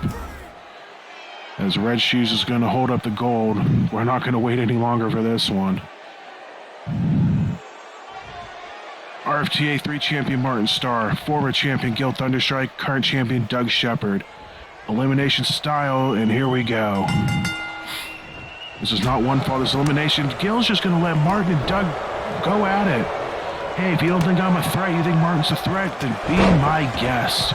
I'll let you two duke it out and I'll pick up the pieces. And that's exactly what Gil's doing so far. But Martin, foiling the plans, going after Gil, Thunderstrike, and Gil looking for a springboard, but nobody home, able to land on his feet. And now Doug Shepard's the one that's going to take the rest here as Martin and Gil go at it. They have a long history with each other, stemming back to last season's retaliation. And now Doug Shepard, big backbreaker on Gil Thunderstrike. And looking for the bear hug, Martin, Gil takes him down. And now Martin trying to take a rest and Gil going right after him. It's going to be a fast-paced match, no rest for the weary here. You need to be on your toes at all time, head on a swivel. And Martin, huge kick on Gil, and then he gets right face full of Doug. Gil rolls the outside for rest. That might be the safest place in the arena. Big flipping powerbomb from Doug, only a 1 count. And Doug Shepard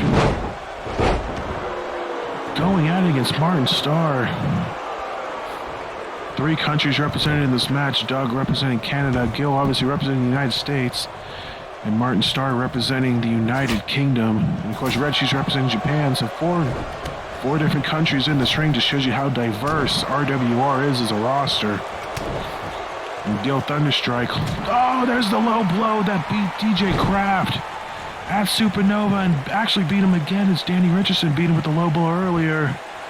But Martin Starr, the difference maker, cutting off Gil as Doug able to recover. Now Martin to the outside. And here comes the champ and the former champ.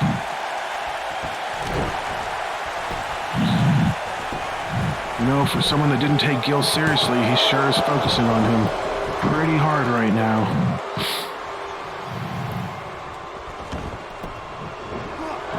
Doug looking for an Irish whip, and Martin Starr getting involved, and Doug's like, what the hell? And that's just the way a triple threat match goes. There's going to be action every corner you turn. Martin Starr looking to join an elite class of people. I believe it's only Justin Sane and Mr. True looking to become the 3rd man to win both world titles in RWR, but it's going to be a tough task here. Doug rolls the outside Gil, has arm control into a big American-style arm drag on the RFTA winner. Now Gil Thunderstrike, another Hurricanrana. And now Martin rolls the outside. Uh-oh. Gil's not done.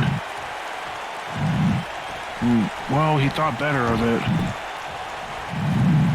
No need to risk it this early. But Gil Thunderstrike having his way with Martin Starr so far. As I said, these two have a long history with each other. If anyone's a wild card, it's Doug Shepard. But Doug taking Gil out of the equation and having his way with Martin Starr. Leaving these two behemoths in the ring, but Martin Starr in control now. Tosses Doug Shepard out of the Rumble and all 3 men on the outside. Well, yes, all 3 men on the outside. And now, Martin Starr, looking for those British-style boxing punches, but Doug Shepard avoided it and slams Martin Starr to the hardest part of the ring. Good God. Now, shifts his attention to Gil Thunderstrike and hits him with the spinning back kick. Crowd getting up and close in this action. Very split on who they want to win, but they can agree on one thing. They do not want Doug Shepard retaining. But very split on Martin Starr, split on Gil Thunderstrike. Which is surprising considering how Martin's been in the past year or so, but maybe be turning a new leaf. Who knows? But so far, they can all agree on they hate the inner circle and Doug Shepard in control. It's Martin Starr resting up on the outside. But now Martin entering the ring and Doug gonna follow suit. It looks like both men are going to be ganging up on Gil Thunderstrike. Martin picking up Gil, falling star powerbomb into the cover. 1, 2, no, only a 2 count. Doug thought it was going to be a 3, was going to attack Martin right away, but he gets the pop-up powerbomb. Here's the cover. 1, 2, no, only a 2 count on Martin Starr. Dueling powerbombs and both equal 2 counts. As Martin Starr back bodies drops Doug out of the way and hits the torture rack on Gil. Gil in trouble. But Gil Thunderstrike able to fight his way out of it into another arm drag. Gil Thunderstrike fighting his way out of the... Oh my God, a low blow! The low blow that beat DJ Kraft. No disqualifications in this one. Richie's gonna let it go. Here's the cover. 1, 2, 3. Gil Thunderstrike gets another victim with that low blow. Martin Starr has been eliminated. Gil Thunderstrike another victim with that low blow. But Doug Shepard in there to pick up the pieces with the dangle. Looking to steal this one. Here's the cover. 1, 2. No, Gil Thunderstrike kicks out at 2. Now the crowd fully behind Gil Thunderstrike as Martin Starr eliminated with the low blow. The deadly low blow of Gil Thunderstrike. Oh, big standing drop kick. You know Martin Starr is going to have words with the board of directors demanding his fair RFTA earned title match, but that's for another day. Oh my God. Big drop kick from Gil Thunderstrike onto Doug Shepard. And now Gil, he might be looking for that 50-star salute. One of those stars is for right here in Nevada. No, 50-star salute, but Doug Shepard got the knees up. He said, here's your provinces for your states. And now Doug Shepard, in control, picks up Gil, and there's the X-Bomb into the corner. And the champion stands tall in the ring. Looking to cover. 1. No, only a 1 count on Gil. Unbelievable. There's a lot of fight left in the former champion. And we are down to these 2 men. Martin Starr eliminated by Gil Thunderstrike with the low blow. Leaving it to the champ and the challenger. It's RFTA 3 all over again. Can Gil Thunderstrike get revenge from Doug Shepard's cash-in? Spear, no, Gil reversed it. Gil Thunderstrike looking to get revenge from that surprise cash-in. Gil Thunderstrike might be setting up his poison here.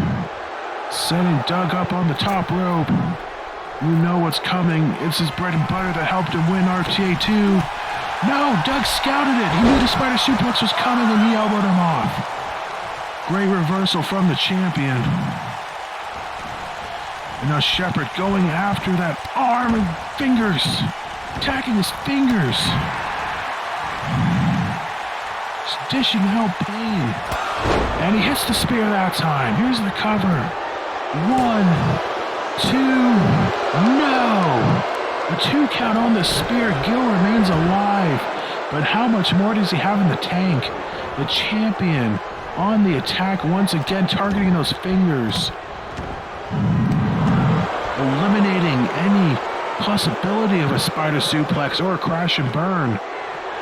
No, Doug looking to finish it here. You know what he's gonna hit. And there's the dangle. Doug Shepard is going to retain his championship. 1, 2, no!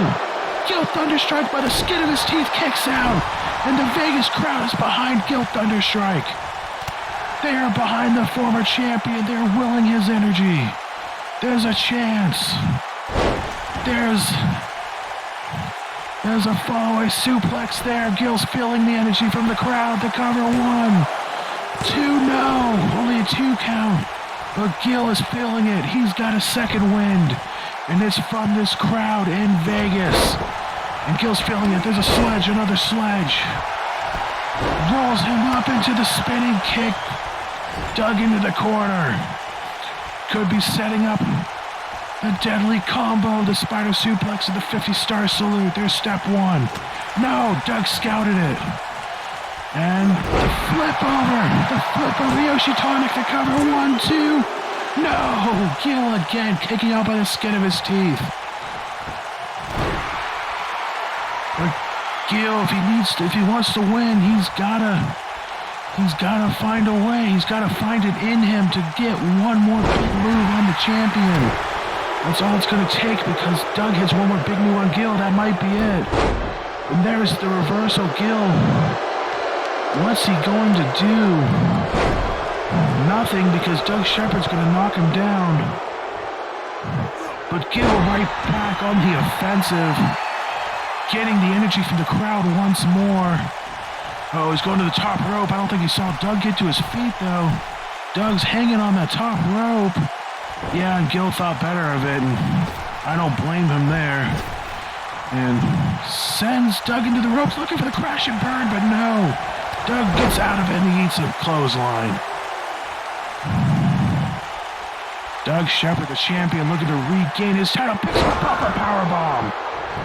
Here's the cover. 1, 2, no! Gil Thunderstrike kicks out again. And the Vegas crowd willing him, hoping for a miracle. That the Inner Circle will lose the title and Gil Thunderstrike will regain what's his. But no, Doug gets the punch and hits the dangle. Oh no. This could be it. The cover. 1, 2, and 3. Gil Thunderstrike so close, but Doug Shepard, his third dangle on Gil Thunderstrike, and he retains the World Revolution Championship. And still RWR World Revolution Champion, Doug Shepard. And the champion that ruined everyone's plans, except his own, finds a way to survive this triple threat match, and that'll do it here from Vegas. I'm commentator Uno. Thank you for watching Redemption. We'll see you next week. Unbelievable.